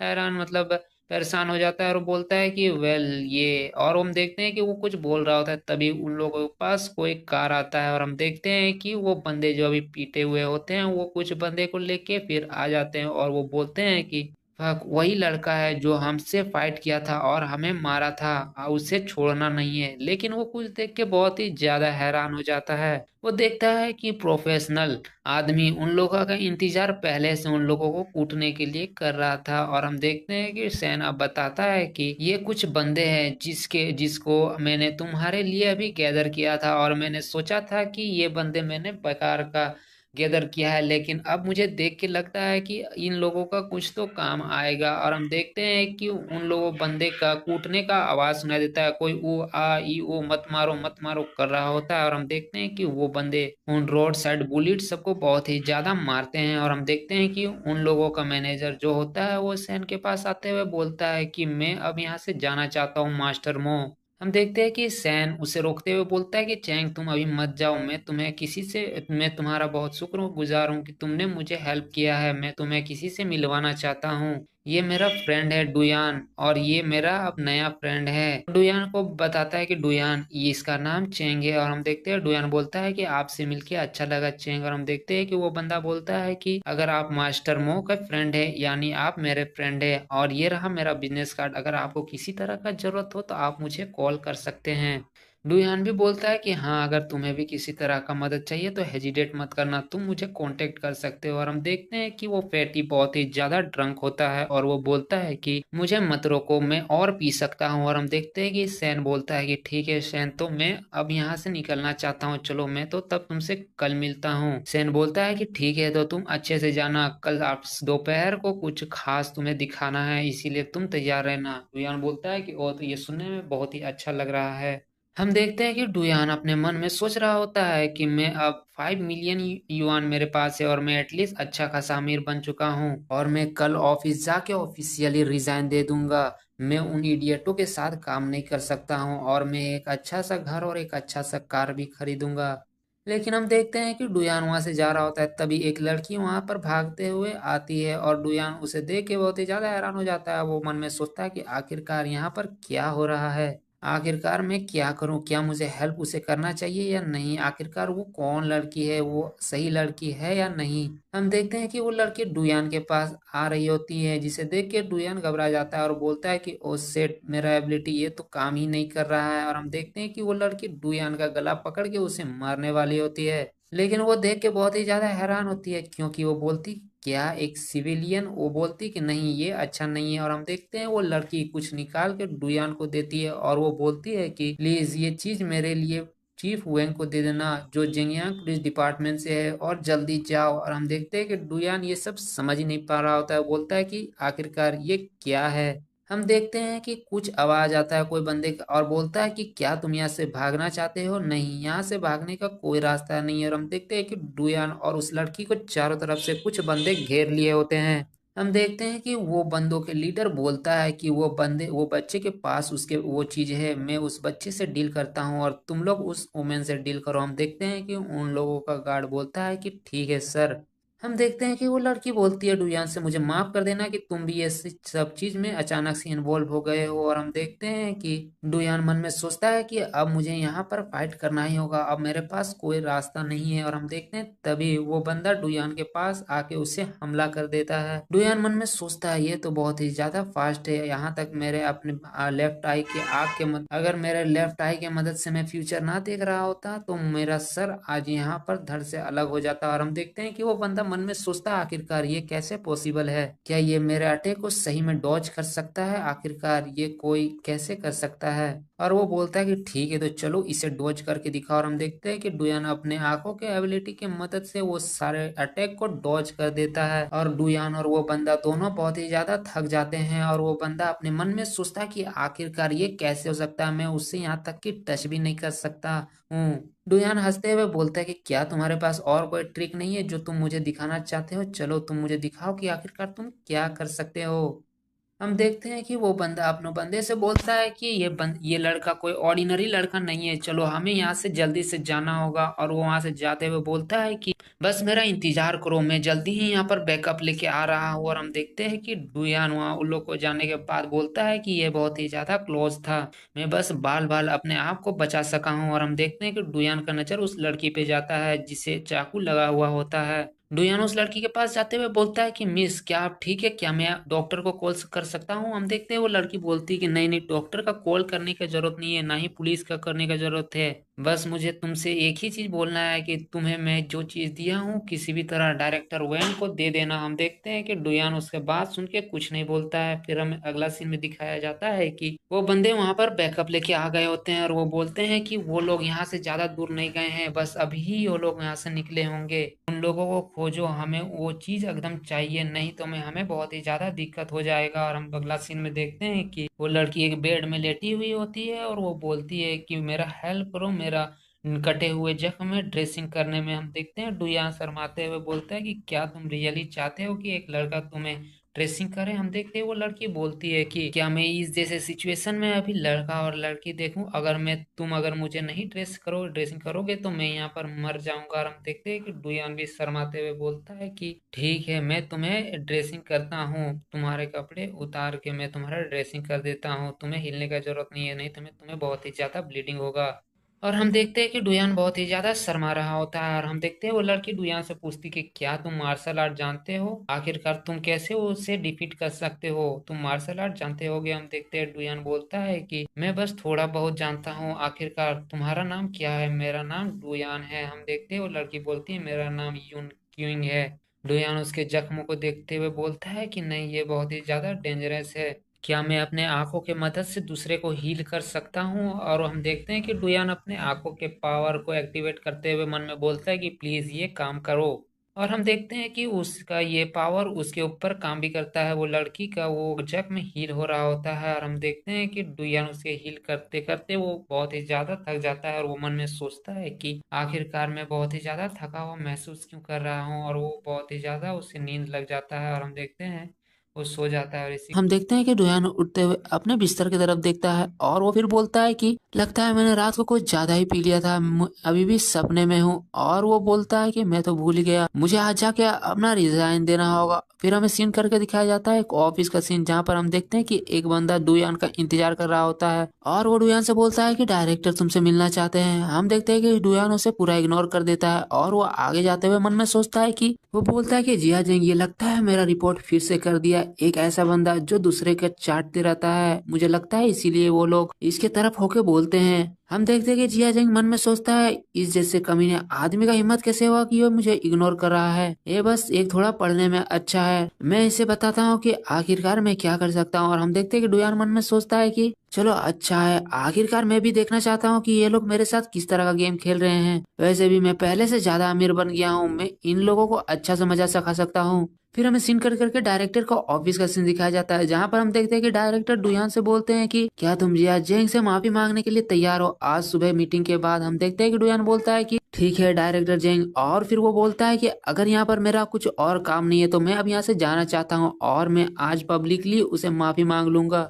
फिर हमें सीन कट करके कुछ बंदे का सीन दिखाया जाता है, जहाँ पर वो लाइन बना के खड़े होते हैं और हम देखते हैं कि डायरेक्टर उन लोगों से बोलते हैं कि आज सुबह मीटिंग से पहले हम कुछ डिस्कस करना चाहते हैं। छुट्टी से पहले जो दंगा हुआ था डुयान और जेंग जेंग के बीच में, वो अब डुयान अपने गलती को मानते हुए अब उससे माफी मांगने के लिए तैयार हो गया है। और वो बोलता है डुयान से, डुयान आगे आके इससे माफी मांगो। हम देखते हैं कि डुयान आगे आते हुए सबको ग्रीट करता है और वो बोलता है कि मुझे बहुत ज्यादा पछतावा है जो मेरे और जिया जेंग के बीच में वो मसला हुआ था, लेकिन मैं सोचता हूँ कि मैं उसमें थोड़ा सा भी गलत नहीं हूँ। ये सुन के डायरेक्टर फेंग और जिया जेंग बहुत ही ज्यादा हैरान होते हैं। वो सोचते हैं कि आखिरकार ये बंदा बोल क्या रहा है। हम देखते हैं कि डुयान बोलता है कि अगर उस दिन पीछे से एक आदमी मुझे नहीं रोकता तो मैं उसे बहुत ही ज्यादा मारता, और इस तरह का मसला अगर बाद में होता है तो मैं उसे बहुत ही ज्यादा मारूंगा ताकि मुझे बाद में जाके पछतावा ना हो। और वो डायरेक्टर से बोलता है बाय द वे मैं अब ये चीज को क्विट करना चाहता हूँ। हम देखते हैं कि डायरेक्टर उसका बात सुन के शौक हुआ पड़ा होता है और हम देखते हैं कि डुयान अपना रिजाइन लेटर निकालते हुए डायरेक्टर के पास फेंक देता है। हम देखते हैं कि डायरेक्टर उसका रिजाइन लेटर पकड़ते हुए बोलता है कि तुम कमीने, आखिरकार तुम्हारा मतलब क्या है, तुम क्या अब इस जॉब को नहीं करना चाहते हो? हम देखते हैं कि जिया जिंग डायरेक्टर से बोलता है कि वो बहुत ही ज्यादा घमंडी है, आखिरकार उसका सर्टिफिकेट और बाकी सब पेपर आप ही के हाथ में है, अगर स्कूल वाले उससे मांगेंगे तो वो बहुत ही ज्यादा पछताएगा। हम देखते हैं कि डायरेक्टर फैंग डुयान से चिल्लाते हुए बोलते हैं कि डुयान तुम इस तरह यहाँ से नहीं जा सकते, आखिरकार तुम्हारा क्विट करने का हिम्मत कैसे हुआ? क्या तुम नहीं जानते हो कि तुम्हारे सारे फॉर्म और पेपर मेरे हाथ में है, तुम बहुत ही ज्यादा पछताओगे। हम देखते हैं कि डुयान वहां से जाते हुए बोलता है कि जो तुम्हारा मर्जी है वो करो, वैसे भी मैं अब एक नया बिजनेस स्टार्टअप करने वाला हूँ और मैं पहले से ज्यादा अमीर हूँ। हम देखते हैं कि डायरेक्टर फैन ऐसे ही गुस्सा हो रहे थे, तभी उसके फोन में कॉल आता है और उसे उठाते हुए वो बोलते हैं कि आखिरकार आपने मुझे क्यों कॉल किया। लेकिन वो जब वो वहां से आवाज सुनता है तो बहुत ही ज्यादा हैरान हो जाता है और वो कुछ नहीं बोल पाता है और उधर से आवाज आता है कि हेलो सिक्रेटली। और हम देखते हैं कि डायरेक्टर फैंक बोलते हैं कि क्या आप एक इंटर्नशिप बंदे को खोज रहे हैं जिसका नाम डुयान है? और वो हड़बड़ाते हुए बोलता है कि क्या आप उसे लेने के लिए आ रहे हैं? और हम देखते हैं कि डायरेक्टर फ्रैंक उसे बताते हैं कि वो बंदा अभी अभी यहाँ से रिजाइन दे के गया है और वो मुझे डिसरिस्पेक्ट भी किया है। और वो बोलता है कि ठीक है मैं समझ गया। और वो फिर फोन काटते हुए वो लोग से बोलता है कि तुम लोग जल्दी जाओ और डुयान को वापस यहाँ पर लेके आओ, वरना तुम लोग याद रखना तुम लोग का इंटर्नशिप रिपोर्ट और बाकी पेपर मेरे ही हाथ में है। हम देखते हैं कि डायरेक्टर फैंक गुस्साते हुए बोलते हैं कि आखिरकार तुम लोग यहाँ पर अभी तक खड़े क्यों हो, जल्दी से जाओ। हम देखते हैं कि वो स्टूडेंट बोलते हैं कि ठीक है सर हम लोग अभी जाते हैं। फिर हमें दिखाया जाता है कि डुयान आराम से सड़क में चल रहा होता है, लेकिन तभी आवाज आता है कि डुयान प्लीज रुक जाओ, तुम यहाँ पर रुक जाओ। हम देखते हैं कि डुयान पीछे मुड़ के देखता है और वो बहुत ही ज्यादा हैरान हो जाता है और वो बोलता है कि आखिरकार तुम लोग मुझे क्यों पकड़ना चाहते हो। हम देखते हैं कि उसके पीछे बहुत ही सारे स्टूडेंट पड़े होते हैं और वो लोग बोलते हैं कि डुयान प्लीज रुक जाओ और हमारे साथ चलो, तुम्हें डायरेक्टर फैंग वो तुम्हें बुला रहे हैं, जल्दी तुम हम लोग के साथ चलो। हम देखते हैं कि डुयान वहां से दौड़ते हुए बोलता है कि ऐसा नहीं हो सकता, अगर वो लोग मुझे पकड़ लेंगे तो वो लोग मुझे बहुत ही ज्यादा पीटेंगे। फिर हम देखते हैं कि वो दौड़ते दौड़ते एक बस को पकड़ लेता है और वो लोग को चिढ़ाते हुए बाय बाय करता है और वो वहां चढ़ते हुए मन में बोलता है कि तुम लोग मुझे पकड़ना चाहते हो, अपने सपने में पकड़ना, वैसे भी मैं अपने स्कूल टाइम से ही एक एथलीट हूँ और मैं दौड़ने में बहुत ही ज्यादा तेज हूँ। हम देखते हैं कि तभी डुयान के फोन में एक कॉल आता है और उसे उठाते हुए डुयान बोलता है कि लिटिल जू आखिरकार आपने मुझे क्यों फोन किया। हम देखते हैं कि उधर से आवाज आता है कि मैंने सुना कि तुमने अपने जॉब को छोड़ दिया है। हम देखते हैं कि डुयान बोलता है कि आखिरकार आपको इसके बारे में कैसे पता चला। हम देखते हैं कि डुयान बोलता है कि वैसे भी मैंने इसे बस ऐसे ही छोड़ लिया क्योंकि मुझे वहाँ पर मन भी नहीं लग रहा था और मेरे पास वहाँ पर करने के लिए कुछ था भी नहीं। और वैसे भी जब मैं रिजाइन दिया तो डायरेक्टर ने मेरे पीछे बहुत ही सारे बंदे को भेजा और मैं तो उन लोगों से बाल बाल बचा, अगर वो लोग मुझे पकड़ लेते तो बहुत ही ज्यादा मारते। हम देखते हैं कि उधर से आवाज आता है कि मैं सेनिया ग्रुप का सीईओ हूँ, आखिरकार तुमने इस जॉब को क्यों छोड़ा? तुम मेरे ऑफिस में आके बात कर सकते हो, मैं तुम्हारे लिए सुटेबल जॉब को ढूंढ सकती हूँ।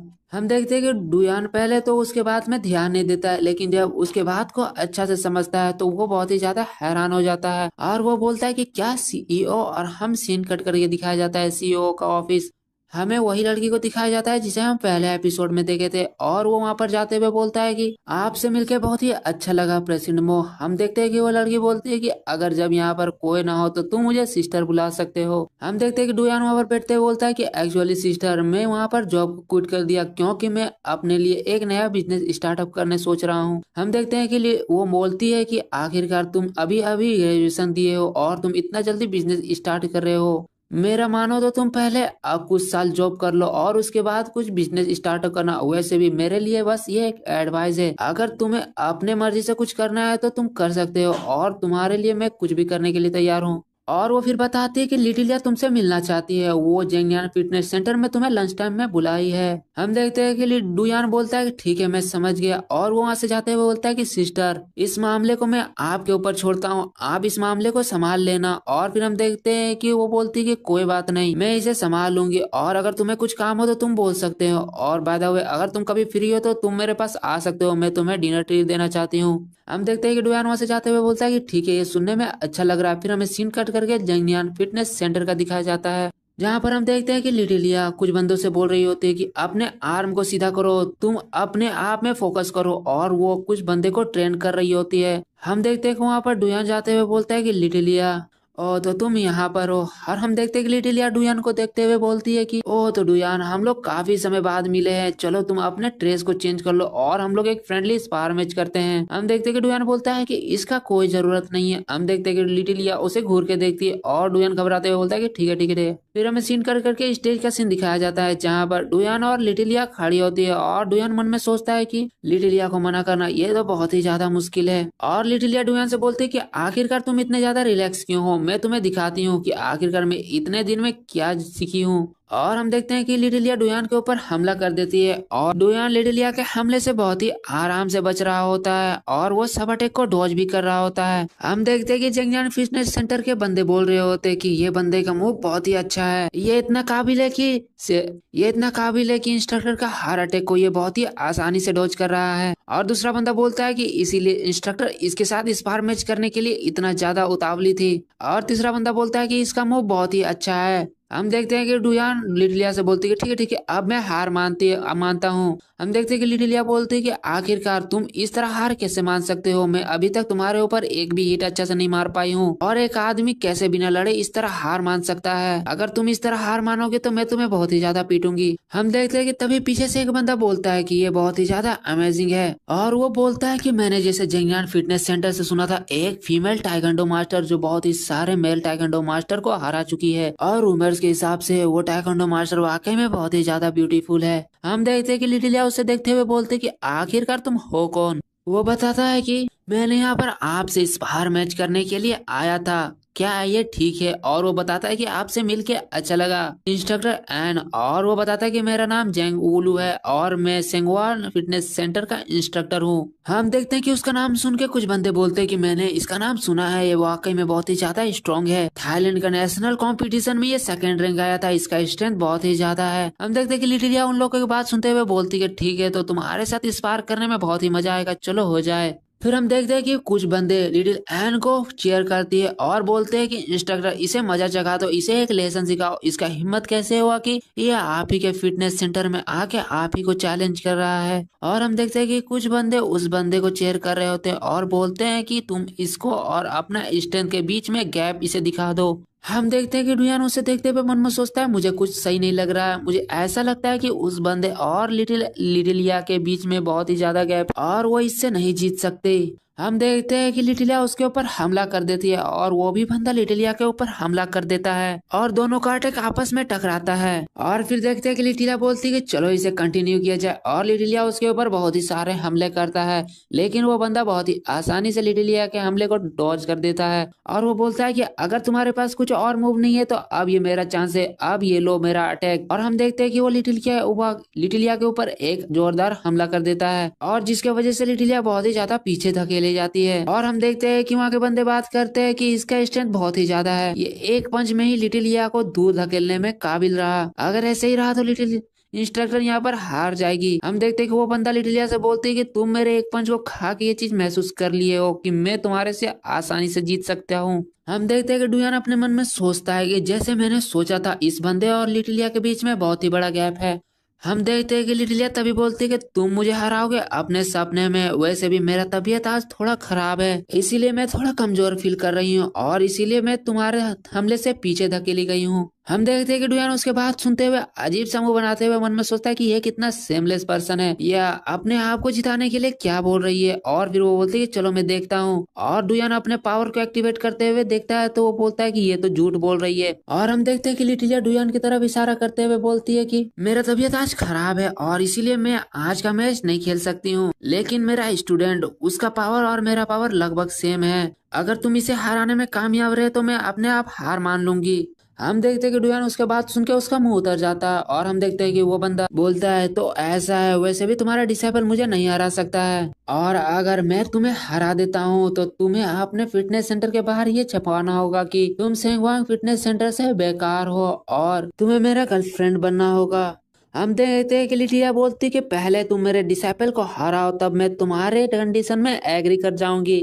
और वो डुयान से बोलती है कि डुयान तुम जाओ और इसे हरा दो और इसे एक अच्छा सलेशन सिखाओ, अगर तुम इसे किसी तरह से हरा देते हो तो मैं तुम्हारी गर्लफ्रेंड बन जाऊंगी। और वो बोलती है कि तुम्हारा मेरा खुशी तुम्हारे हाथों में है, इस बंदे को एक अच्छा सा सबक सिखाओ। हम देखते हैं कि डुयान उसके बाद सुन के बोलती है कि क्या गर्लफ्रेंड। हम देखते हैं कि वो बंदा डुयान के ऊपर अचानक हमला करते हुए बोलता है कि आखिरकार तुम लोग इतना समय को बर्बाद क्यों कर रहे हो, चलो जल्दी से फाइट करते हैं। और डुयान के ऊपर एक पंच मार देता है और हम देखते हैं कि डुयान उसके अटैक को बहुत ही मुश्किल से डॉज करता है। और हम देखते हैं कि लिटिला बोलती है कि तुम कमीने, तुम उसके ऊपर एक स्निक अटैक किए और वो भी तुम उसमें चूक गए। और वो बोलती है कि डुयान उसे मारो। और हम देखते हैं कि डुयान एक अजीब सा फेस बनाते हुए बोलता है कि लिटिलिया, और वो मन में सोचता है कि ये बहुत ही ज्यादा लेट हो गया, अब मुझे यहाँ से पीछे हटने का कोई रास्ता नहीं है। और हम देखते हैं कि उस बंदे का हर अटैक को डुयान बहुत ही आसानी से डॉज कर रहा होता है। और हम देखते हैं कि वो बंदा गुस्साते हुए बोलता है कि आखिरकार तुम्हारे अंदर सिर्फ डॉज करने का ही कैपेसिटी क्या, तुम अटैक करो। वो बोलता है कि तुम सिर्फ मेरे अटैक को डॉज क्यों कर रहे हो, मुझे काउंटर अटैक करो। और हम देखते हैं कि लिटिल नोआ चेयर करती है कि डुयान जल्दी से इसे हरा दो, फिर हम लोग शादी करने के लिए चलेंगे।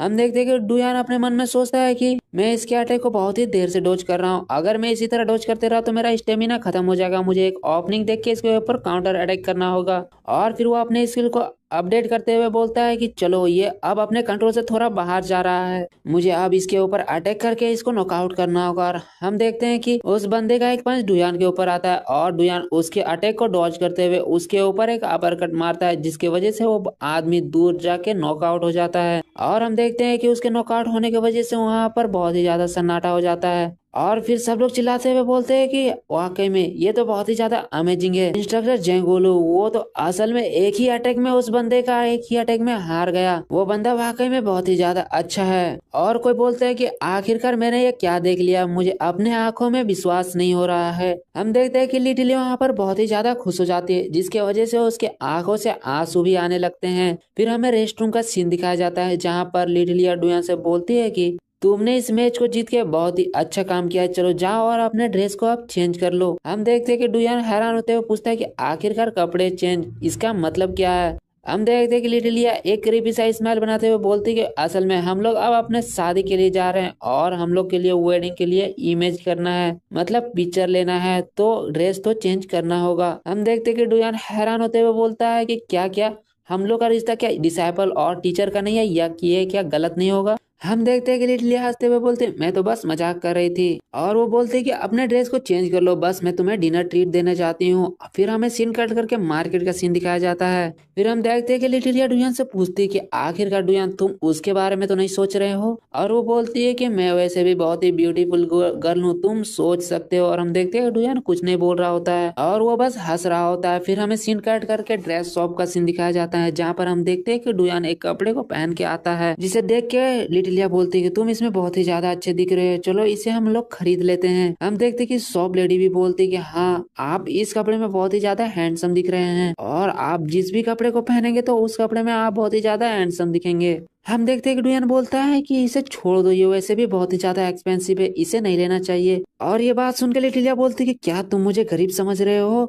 और वो शॉप लेडी से बोलती कि इसे आप दे दीजिए। और वो अपना कार्ड निकालते हुए बोलते कि इस कार्ड से जितना पेमेंट हो रहा आप पेमेंट कर लीजिए। वो शॉप लेडी बताती कि इसका रेट 300,000 युआन है, पर आप लोगों को डिस्काउंट में मिल रहा है और इसका रेट 3,200,000 युआन है। हम देखते हैं कि डुयान उसका रेट सुन के बहुत ही ज्यादा हैरान हो जाता है। हम देखते हैं कि लिटिलिया डुयान से बोलती है कि क्योंकि मैं तुम्हें ट्रीट दे रही हूँ तो तुम मेरे ऊपर एक फेवर क्या कर सकते हो। हम देखते हैं कि डुयान ये सुन के बहुत ही ज्यादा पसीना पसीना हो जाता है और फिर वो अपने आप को शांत करते हुए बोलता है कि कोई दिक्कत नहीं है, जब तक इसके पीछे रीजन होगा तो मैं तुम्हारा मदद करने के लिए तैयार हूँ। हम देखते हैं कि लिटिला बोलती है तब ठीक है तुम मेरा बॉयफ्रेंड बन जा। हम देखते हैं ये सुन के डुयान बहुत ही ज्यादा हैरान हो जाता है। फिर हमें सीन कट करके एक कैफे का सीन दिखाया जाता है, जहाँ पर हम देखते हैं कि लिटिलिया एक चश्मिश बंदे के साथ बैठी हुई होती है। और हम देखते हैं कि उसके पीछे से डुयान आते हुए बोलता है कि लिटिलिया आज तुम बहुत ही ज्यादा खूबसूरत दिख रही हो। और लिटिलिया उसके देखते हुए बोलती है ओ तो डुयान तुम यहाँ पर हो। हम देखते हैं कि वो चश्मिश वाला बंदा ये सब देख के बहुत ही ज्यादा हैरान हो जाता है और कंफ्यूज हो जाता है।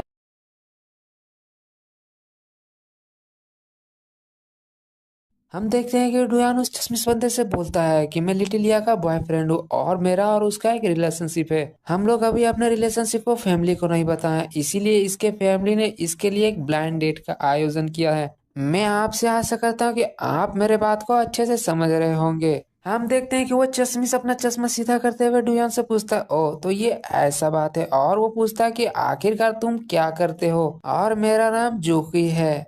हम देखते हैं कि डुयान उससे बताता है कि मैं अभी अभी बस ग्रेजुएशन को किया हूँ और मैं सोच रहा हूँ कि मैं एक बिजनेस स्टार्ट करूँ। और वो मन में बोलता है कि मैं एकदम सही बोल रहा हूँ। और लिटिलिया उससे बोलती है कि मैं तुमसे माफी मांगती हूँ क्योंकि मुझे घर में फोर्स किया गया था कि मुझे आपसे आके मिलना पड़ेगा। मैं आशा करता हूँ कि मैं आपकी एक अच्छी दोस्त बन सकता हूँ।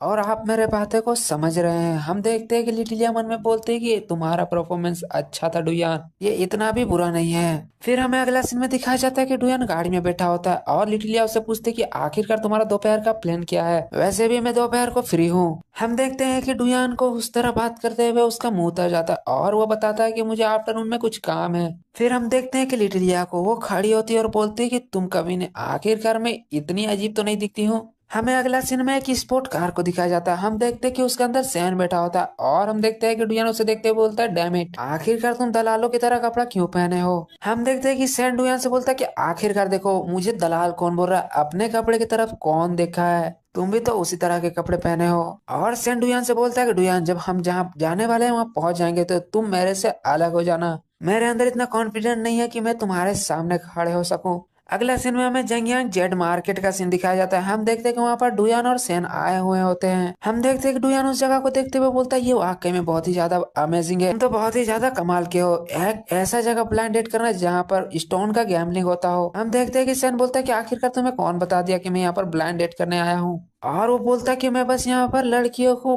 पिकअप करने के लिए आया हूँ। और वो डुयान से बोलता है कि ठीक है मैं अभी यहाँ से जाता हूँ, तुम यहाँ पर मार्केट में घूमो और हम बाद में मिलेंगे। और वो बताता है कि मैं तुम्हें लेक्चर नहीं देना चाहता हूँ लेकिन ये एडवाइस देता हूँ कि तुम स्टोन गैम्बलिंग से दूर ही रहना। और वो वहां से चले जाता है। फिर हमें दिखाया जाता है कि बहुत सारे स्टोन और वो अलग अलग जोन में रखे हुए होते हैं। और डुयान वो स्टोन को देखते हुए मन में सोचता है कि मैं अपने लेफ्ट आई के पावर की मदद से मैं श्योर हूँ कि अगर मैं स्टोन गैम्बलिंग करूंगा तो मैं असल में जीत जाऊंगा। और वो बताता है कि ये एक ऐसा जगह है कि अगर लक तुम्हारे साथ हो तो तुम बहुत ही आसानी से अमीर बन सकते हो। और डुयान हर जोन में एक बेहतरीन स्टोन को ढूंढ रहा होता है। और डुयान वो स्टोन को देखते हुए बताता है कि ये स्टोन वाकई में कुछ बड़े और कुछ छोटे हैं, लेकिन ये बाहर से पता लगाना बहुत ही ज्यादा मुश्किल है कि आखिरकार इसके अंदर क्या है। कुछ बड़े स्टोन जिसके अंदर बहुत ही छोटे जेट है, पर कुछ छोटे स्टोन जिसके अंदर बहुत ही कमाल के जेड है। और वो बताता है कि बहुत सारे पत्थर के अंदर जो जेड है वो अनप्योर है। और वो बताता है कि ये पत्थर के तो रेट अच्छे हैं लेकिन अगर इसके अंदर जेड ना निकले तो आदमी डूब भी सकता है। हम देखते हैं कि डुयान एक स्टोन को देखते हुए बोलता है कि वो स्टोन वो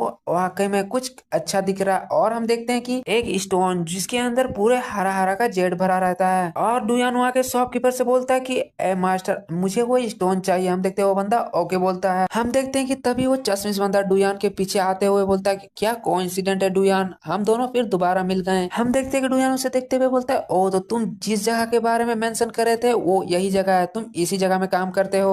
और वो डुयान से पूछता है कि आखिरकार तुम स्टोन गैम्बलिंग के बारे में जानते कितना हो। हम देखते हैं डुयान बताता है कि मैं इसके बारे में कुछ ज्यादा नहीं जानता हूँ, बस मैं अपने लक के भरोसे में खेल रहा हूँ। हम देखते हैं कि वो बंदा बोलता है कि आखिरकार तुम अपने इतने सारे पैसे को ऐसे ही लक में कैसे फेंक सकते हो। स्टोन गैम्बलिंग करने के लिए बहुत ही ज्यादा स्किल का जरूरत पड़ता है और तुम बिना स्किल के करोगे तो बहुत ही ज्यादा पछताओगे। और वो बहुत सारा ज्ञान देते हुए बताता है कि स्टोन गैम्बलिंग करने के लिए तुम्हें स्टोन के साइज शेप और वो स्टोन कहाँ से आया है सब के बारे में जानना पड़ेगा। और सिर्फ लक से खेलने से यहाँ पर कुछ नहीं मिलने वाला है, ये बहुत ही कम चांस है कि तुम लक से खेलो और उसके अंदर कोई जेड निकले। और वो डुयान से बोलता है कि मैं जानता हूँ कि आपके पास पैसे की कमी नहीं है लेकिन मेरा एडवाइस है कि आप इस तरह यहाँ पर पैसे को बर्बाद ना करें। और वो चश्मिश अपने मन में सोचता है कि आखिरकार इस तरह अनएक्सपीरियंस बंदा यहाँ पर कर क्या रहा है। और वो अपने लक पे भरोसा करते हुए आखिरकार यहाँ पर इतने बड़े गैम्बलिंग में क्यों पार्टिसिपेट करना चाहता है। आखिरकार एनिया इस तरह के पर्सन को पसंद कैसे कर सकती है। मैं इससे अच्छा मजा चखाऊंगा और इसका औकात बताऊंगा। हम देखते हैं कि वो स्टोन कटिंग करने वाला बंदा पूछता है कि क्या सर आप इस स्टोन को काटना चाहते हैं। हम देखते हैं डुयान बोलता है कि हाँ। और हम देखते हैं कि वो चश्मिश वाला बंदा ये सब देखते हुए गुस्साते हुए डुयान से बोलता है कि सर क्या आप मेरे बातों में ध्यान नहीं दे रहे हैं, आप बाद में बहुत ही ज्यादा रिग्रेट करेंगे। हम देखते हैं कि डुयान उससे बोलता है कि मेरा पैसा मैं जो चाहूँ करूँ, आखिरकार बोलने वाले तुम कौन होते हो और क्या तुम क्रियस नहीं कि आखिरकार इस पत्थर के अंदर है क्या। मैं अपने लक पे बहुत ज्यादा भरोसा करता हूँ, मैं आशा करता हूँ कि इसके अंदर बहुत ही बड़ा जेड होगा। हम देखते हैं कि ये बात सुन के वो चश्मिश वाला बंदा हंसने लगता है और बोलता है कि क्या जेड तुम अपने सपने में ये सोचना। और वो डुयान के पास आते हुए बोलता है कि इसके अंदर कोई भी जेड नहीं है, मैं तुमसे ये बेट लगा सकता हूँ कि अगर इसके अंदर जेड ना निकले तो तुम्हें मेरे सामने घुटने में आके तुम मुझसे माफी मांगोगे। क्या तुम मुझसे डर गए हो। हम देखते हैं कि डुयान उसका बात सुनते हुए बोलता है कि क्या तुम मुझसे बेट लगाना चाहते हो, ठीक है लेकिन अगर इसके अंदर कोई जेड निकलता है तो तुम्हें मेरे सामने घुटने टेक के माफी मांगना पड़ेगा। हम देखते हैं कि वो चश्मे वाला बंदा बोलता है कि ठीक है और वो मन में बोलता है कि आखिरकार तुम अपने आप को समझते क्या हो, तुम मेरे ओमेन को भी ले लिए और क्या तुम सोचते हो कि तुम मेरे सामने हर चीज में जीत सकते हो। और डुयान बोलता है कि ठीक है बस इंतजार करो, और हम देखते हैं कि स्टोन कटिंग करने वाला बंदा स्टोन को कटिंग करने लगता है। और वो बोलता है कि डुयान मैं तुम्हारे स्टोन को काट रहा हूँ। डुयान भी बोलता है कि ठीक है। फिर हम देखते हैं कि वो काटने के बाद बोलता है कि यंग मैन तुम बहुत ही ज्यादा खुशकिस्मत हो, इसके अंदर तो एक जेड है, और वो भी कोई ऑर्डिनरी क्वालिटी का नहीं है, बहुत ही हाई क्वालिटी का जेड है। हम देखते हैं कि डुयान उसको देखते हुए बहुत ज्यादा खुश हो जाता है और बोलता है कि तुम हार गए हो। हम देखते हैं कि जैसे वाला बंदा चिढ़ते हुए बोलता है कि आखिरकार ये कैसे हो सकता है, और वो बहुत ज्यादा पसीना पसीना हो जाता है और वो बोलता है कि आखिरकार ये मुमकिन भी कैसे है। और वो वहां से जाते हुए बोलता है कि वो बोलता है कि बस तुम मेरा इंतजार करो। फिर हमें दिखाया जाता है कि वो स्टोन कटिंग करने वाला बंदा जो डुयान से बोलता है कि क्यों ना यंग मैन मैं ये पूरे स्टोन को काट के देखूं, मैं भी क्यूरियस हूँ कि आखिरकार इसके अंदर कितना बड़ा जेड है। हम देखते हैं कि डुयान उसके कंधे में हाथ रखते हुए बोलता है कि मैं ये काम तुम पे छोड़ता हूँ। हम देखते हैं कि तभी बहुत सारे बंदे का आवाज आता है और सब लोग बोलते हैं कि उधर उधर एक बंदे के पत्थर में बहुत ही बड़ा जेड निकला है। हम देखते हैं कि डुयान उन लोग का आवाज सुनते हुए हैरान हो जाता है। हम देखते हैं कि तभी वहां पर बहुत ही भीड़ जमा हो जाता है और कुछ बंदे बोलते हैं कि मिस्टर प्लीज अपना जेड को मुझे भेज दीजिए, कुछ बोलते हैं कि मैं कैश पेमेंट करूंगा मुझे भेज दीजिए। हम देखते हैं कि डुयान बोलता है कि प्लीज आप लोग कम से कम वेट कर लीजिए, ये जेड को पूरे तरह से कटने तो दीजिए। हम देखते हैं कि कोई बोलता है कि मिस्टर प्लीज आप उस जेड को मेरे कंपनी में बेच दीजिए, मैं आपको अच्छा खासा इसके लिए कीमत दूंगा। और इसी तरह हर बंदे अपना अपना ऑफर डुयान को दे रहे होते हैं। और डुयान वहां पर दबते हुए सैन को याद करते हुए बोलता है कि सैन आखिरकार तुम हो कहाँ हो, मुझे प्लीज मदद करो। फिर हमें अगला सीन में दिखाया जाता है कि कोई बोलता है कि मैं इसके लिए 5 मिलियन युआन देने वाला हूँ, मैं इसे खरीद लूंगा। और हम देखते हैं कि वहीं पर एक पीले वाला बंदा होता है, वो बोलता है सैन से कि आखिरकार सैन तुम समझते क्या हो कि सिर्फ तुम्हारे पास ही पैसा है, मैं इस जेड के लिए 8 मिलियन युआन देने के लिए तैयार हूँ। और हम देखते हैं कि उन लोगों के बीच में एक लड़की भी होती है। हम देखते हैं कि सैन बोलता है कि तो ठीक है मैं इसके लिए 10 मिलियन देने के लिए तैयार हूँ, अब तुम्हारा टर्न है। हम देखते हैं कि वो पीलो वाला बंदा डुयान से बोलता है कि मैं हार गया हूँ, और वो डुयान से बोलता है कि और वो पीलो वाला बंदा सैन से बोलता है कि मैंने माना तुम्हारे पास बहुत सारे पैसे हैं, पर तुम इस तरह पैसे को मत उड़ाने, तुम बाद में बहुत ही ज्यादा पछताओगे। हम देखते हैं कि सैन उसके बातों पे ध्यान ना देते हुए बोलता है तो ठीक है अब ये जेड मेरा हुआ।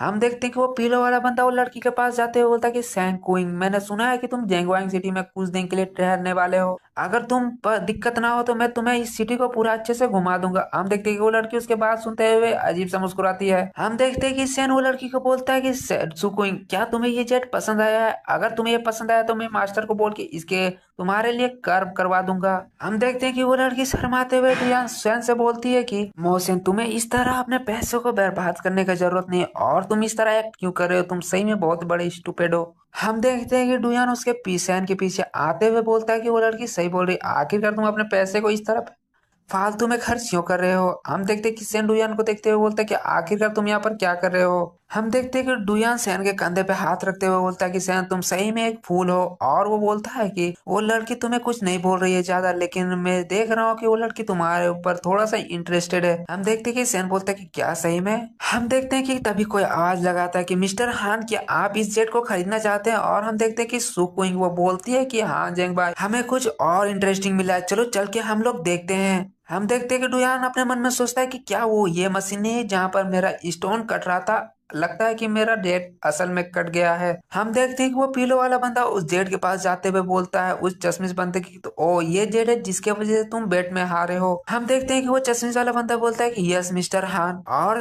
वो पीलो वाला बंदा बोलता है कि ये तो बहुत ही एक्सीलेंट क्वालिटी का है। और वो मन में सोचता है कि सायन मैंने माना कि तुम उस बार मेरे से जीत गए और वो जेट को तुम खरीद लिया, लेकिन मेरे पास कुछ है आज जिसके वजह से मैं आज कुछ पैसे बना सकता हूँ, और मैं ये तुमसे जरूर जीत जाऊंगा और मैं ये खरीद लूंगा। और हमें वो जेट को दिखाया जाता है और फिर हमें दिखाया जाता है कि सोक्विन उस जेट के पास आती है और बोलती है कि ये जेट बहुत ही ज्यादा अच्छा है। हम देखते हैं कि डुयान उस जेट को देखते हुए मन में बोलता है कि ये जेट वाकई में मेरा ही है। और हम देखते हैं कि सुक्विन उस पत्थर कटिंग करने वाला बंदा से पूछती है कि आखिरकार इस जेट का ऑनर कहाँ है, मैं उसके साथ प्राइस का डील करना चाहती हूँ। हम देखते हैं कि वो स्टोन कटिंग करने वाला बंदा बोलता है कि वो यंग मैन अभी ही यहाँ पर था, लेकिन वो यहाँ से अभी गया है और वो बोला कि मैं कुछ देर में यहाँ आ जाऊंगा।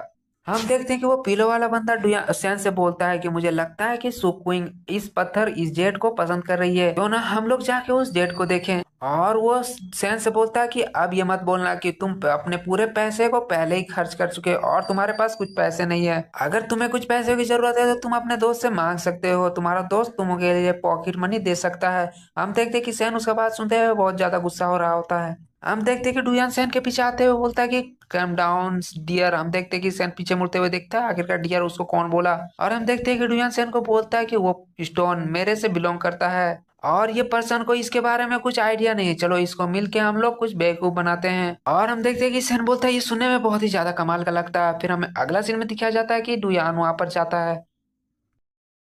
हम देखते हैं कि डुयान उस स्टोन कटिंग करने वाले आदमी के पास चले जाता है और बोलता है बॉस। हम देखते हैं कि वो बंदा बोलता है कि यंग मैन आप आ गए हैं, आप जाके अपने आइटम को कलेक्ट कर लीजिए। हम देखते हैं कि डुयान उसका शुक्रिया अदा करता है और वो अपने आइटम को कलेक्ट करने के लिए चले जाता है। हम देखते हैं कि उसके पीछे से वो पीले वाला बंदा आता है और बोलता है कि यंग मैन मैं तुम्हारे स्टोन पे थोड़ा सा इंटरेस्टेड हूँ, आखिरकार तुम उसमें कितने में बेचना चाहते हो। हम देखते हैं कि डुयान बोलता है कि वो इतना भी मुश्किल नहीं था, ये मेरे जाल में फंस गया। और हम देखते हैं कि वो पीले वाला बंदा डुयान के ऊपर दबदबा बनाते हुए बोलता है कि मैं हान फैमिली से हूँ और मेरा नाम जेंगबाय हान है, और वो बोलता है कि तुम मुझे ऑफेंड नहीं करना चाहोगे तो तुम मुझे प्राइस बताने से पहले तुम ये ध्यान रखना, वरना तुम इस जेड मार्केट से वापस नहीं जा पाओगे।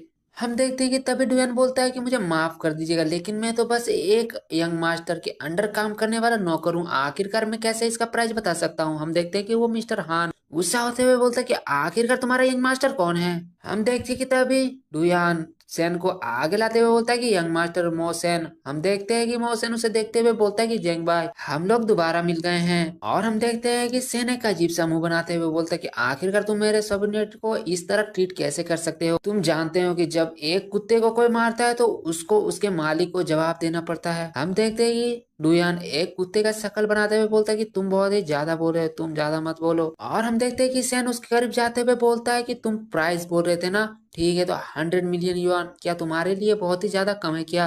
हम देखते हैं कि वो पीले वाला बंदा ये सब देख के बहुत ही ज्यादा गुस्सा हो रहा होता है। हम देखते हैं कि सैन जो सु क्विंग होती है उससे बोलता है कि अगर तुम इस स्टोन को चाहते हो तो मैं तुम्हें इसे फ्री में दे सकता हूँ, क्या ख्याल है। हम देखते हैं कि स्विंग बोलती है कि शुक्रिया, पर अगर मुझे ये स्टोन चाहिए होगा तो मैं इसे पे करके खरीद लूंगी, तुम्हें ये चीज टेंशन लेने का जरूरत नहीं है। और हम देखते हैं कि वो गुस्साते हुए बोलती है कि अगर तुम जेंगबाई को इस तरह ट्रीट करने वाले हो तो अगले बार मुझे भी शामिल कर लेना। और वो बहुत ही ज्यादा चिल्ला रही होती है। हम देखते हैं कि सैन उसका ये बात सुन के हंसते हुए बोलता है ठीक है नेक्स्ट टाइम जब हम लोग करेंगे तो तुम्हें भी शामिल कर लेंगे। और वो बोलता है कि रुको मैं तुम्हें अपने दोस्त से मिलाता हूँ, और वो बोलता है कि ये मेरा दोस्त डुयान है। हम देखते हैं कि डुयान भी बोलता है कि तुमसे मिलकर बहुत ही ज्यादा अच्छा लगा। और सैन बताता है कि ये मेरा चाइल्डहुड फ्रेंड है और इसका नाम सुकुइंग है, और ये सु फैमिली से। हम देखते हैं कि सुकुइंग डुयान से बोलती है कि तुमसे मिलके भी मुझे बहुत ही अच्छा लगा। और बताया जाता है कि सु फैमिली और मो फैमिली जनरेशन से एक दूसरे के दोस्त है, और अगर पैसों के मामले में बात किया जाए तो सु फैमिली का इन्फ्लुएंस मो फैमिली से भी ज्यादा है। और बताया जाता है कि सु फैमिली बहुत सारे बिजनेस और इंडस्ट्री में इन्वॉल्व है, और खुद सु क्विंग उसके पास खुद का जेड इंडस्ट्री है। और बताया जाता है कि सू फैमिली ज्यादा से ज्यादा ज्वेलरी मार्केट में अपने पैसे को इन्वेस्ट करते हैं। हम देखते हैं कि डुयान ये सब जान के घबराते हुए बोलता है कि सैन तुम्हारे बारे में बहुत ही बार मेंशन करता है, वो तो यहाँ तक कल बोल रहा था कि अगर तुम मांगो तो वो तुम्हारे लिए आसमान से तारे भी तोड़ के ला सकता है। और वो मन में बोलता है कि ये सुनने में बहुत ही ज्यादा अजीब लग रहा है। हम देखते कि सुकुइंग हंसते हुए बोलते कि ये तुम जब बोलते थे जब तुम बहुत छोटे थे, अब तुम बढ़ गए हो, तुम्हारे अंदर अब अकल आ गया है, तुम अभी भी उस तरह की बात कैसे कर सकते हो। और हम देखते कि सैन शर्मिंदा होते हुए बोलता है कि शट अप, मतलब शांत रहो। और हम देखते हैं कि सैन डुयान से पूछता है कि क्या तुम मेरे साथ शॉपिंग में जाना चाहते हो डुयान। डुयान बोलता है कि भूल जाओ, मैं कबाब में हड्डी बनना नहीं चाहता हूँ। और फिर देखते हैं कि सैन वहीं पर मार्केट में घूम रहा होता है, और हम देखते हैं कि डुयान कुछ स्टोन को देखते हुए बोलता है ये और ये और ये सबको मैं लूंगा। और वो मन में सोचता है कि मैं तो रीच बन जाऊंगा। और वो बताता है कि ये सब स्टोन अगर ये लोग इस सब के अंदर अगर जेड निकला तो इसका कीमत कम से कम 200 मिलियन युआन होगा। हम देखते हैं कि तभी डुयान को पीछे से कोई आवाज देता है। हम देखते हैं कि ये वही पीरो वाला बंदा होता है, और हम देखते हैं कि डुयान से बोलता है मैंने सुना है कि मेरा सबऑर्डिनेट आपसे बैट में हार गया है। और ये बात सुन के मैं बहुत ज्यादा आश्चर्य हुआ हूँ, मैं आपके साथ और एक बार बेट लगाना चाहता हूँ, आपका क्या ख्याल है मेरे साथ बेट लगाने का।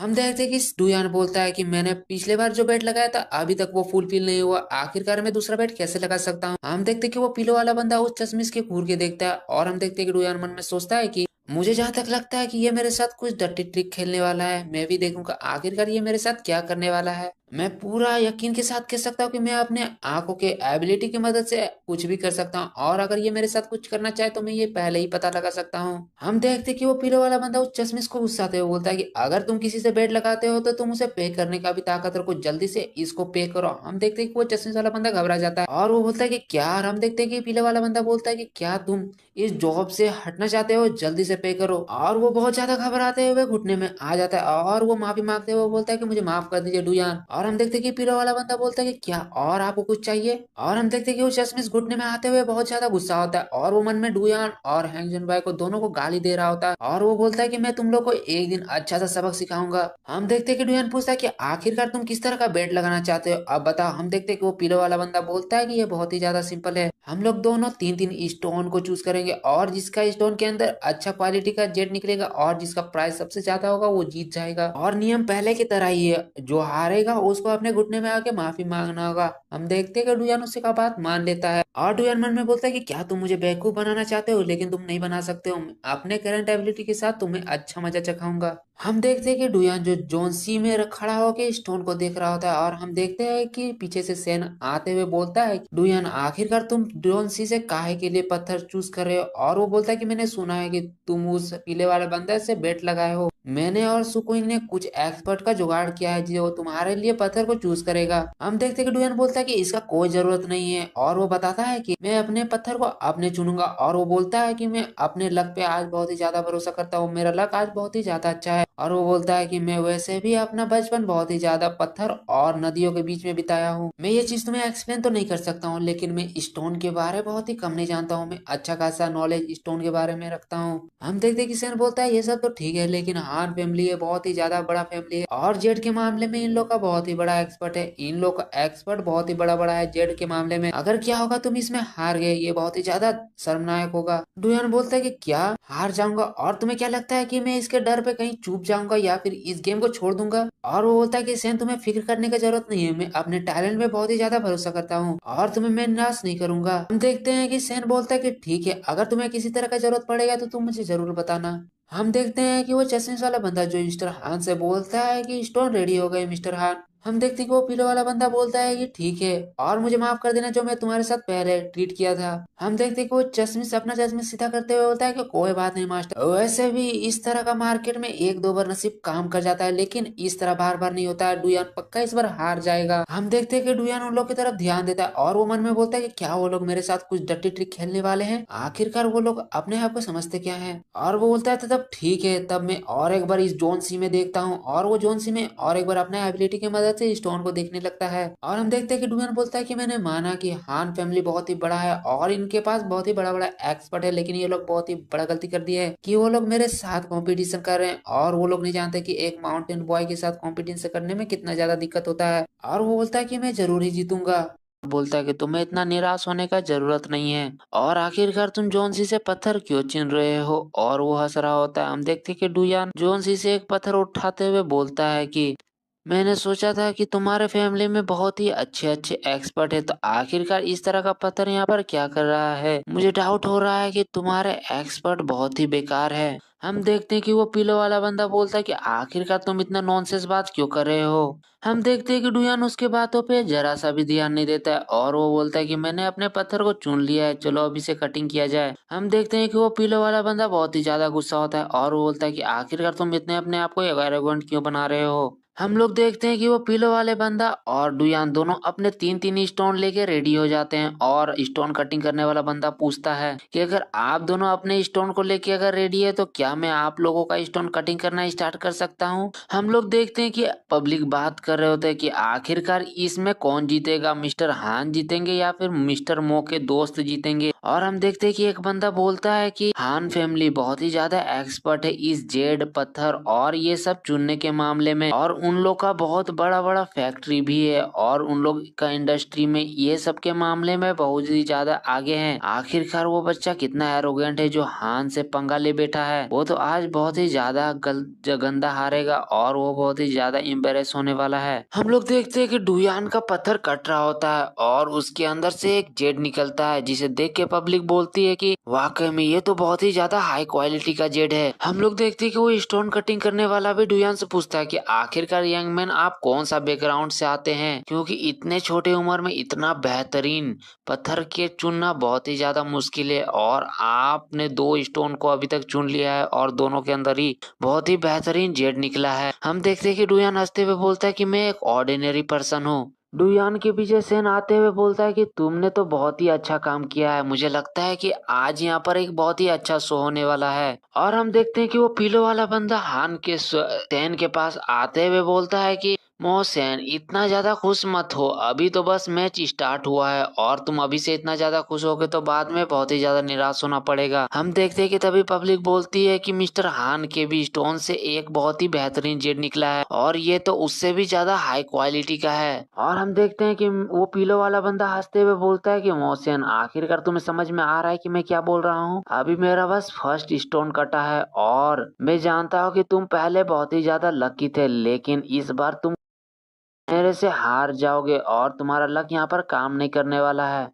तभी हम देखते हैं कि वो जेड कटिंग करने वाला बंदा बोलता है कि यंग मैन आपने फिर से जेड एक आपके स्टोन से फिर से एक जेड निकला है। और हम देखते हैं कि मिस्टर हान का यहीं पर मुंह बन जाता है और उसका मुंह देखने के लायक होता है। वो बोलता है कि क्या आखिरकार ये कैसे हो सकता है। और हम देखते हैं कि सैन हंसते हुए बोलता है और एक जेड निकला है, आखिरकार तुम अपने मुंह को कितना देर से छुपाओगे, मेरा एक दोस्त तुम्हारे बड़े बड़े एक्सपर्ट को ऐसे ही हरा रहा है। हम देखते हैं कि सुकुई भी बोल रही थी कि मुझे लगता है कि हान फैमिली के पास अब अच्छे एक्सपर्ट नहीं बचे हैं। हम देखते हैं कि वो पीलो वाला बंदा बहुत ही ज्यादा गुस्सा हो रहा था और वो मन में सोचता है कि आखिरकार ये बंदा कितना ज्यादा लकी हो सकता है। मुझे पूरा यकीन है कि इससे पीछे से सुकुइंग और मोशन अपने एक्सपर्ट से हेल्प कर रहे हैं। इन लोगों ने उस बंदे के लिए एक एक्सपर्ट हायर किया होगा, लेकिन आखिरकार बात यह है कि एक एक्सपर्ट भी इतने बेहतरीन स्टोन को कैसे फाइंड कर सकता है। मुझे लगता है कि इस बंदे के पास कोई डिवाइन पावर है।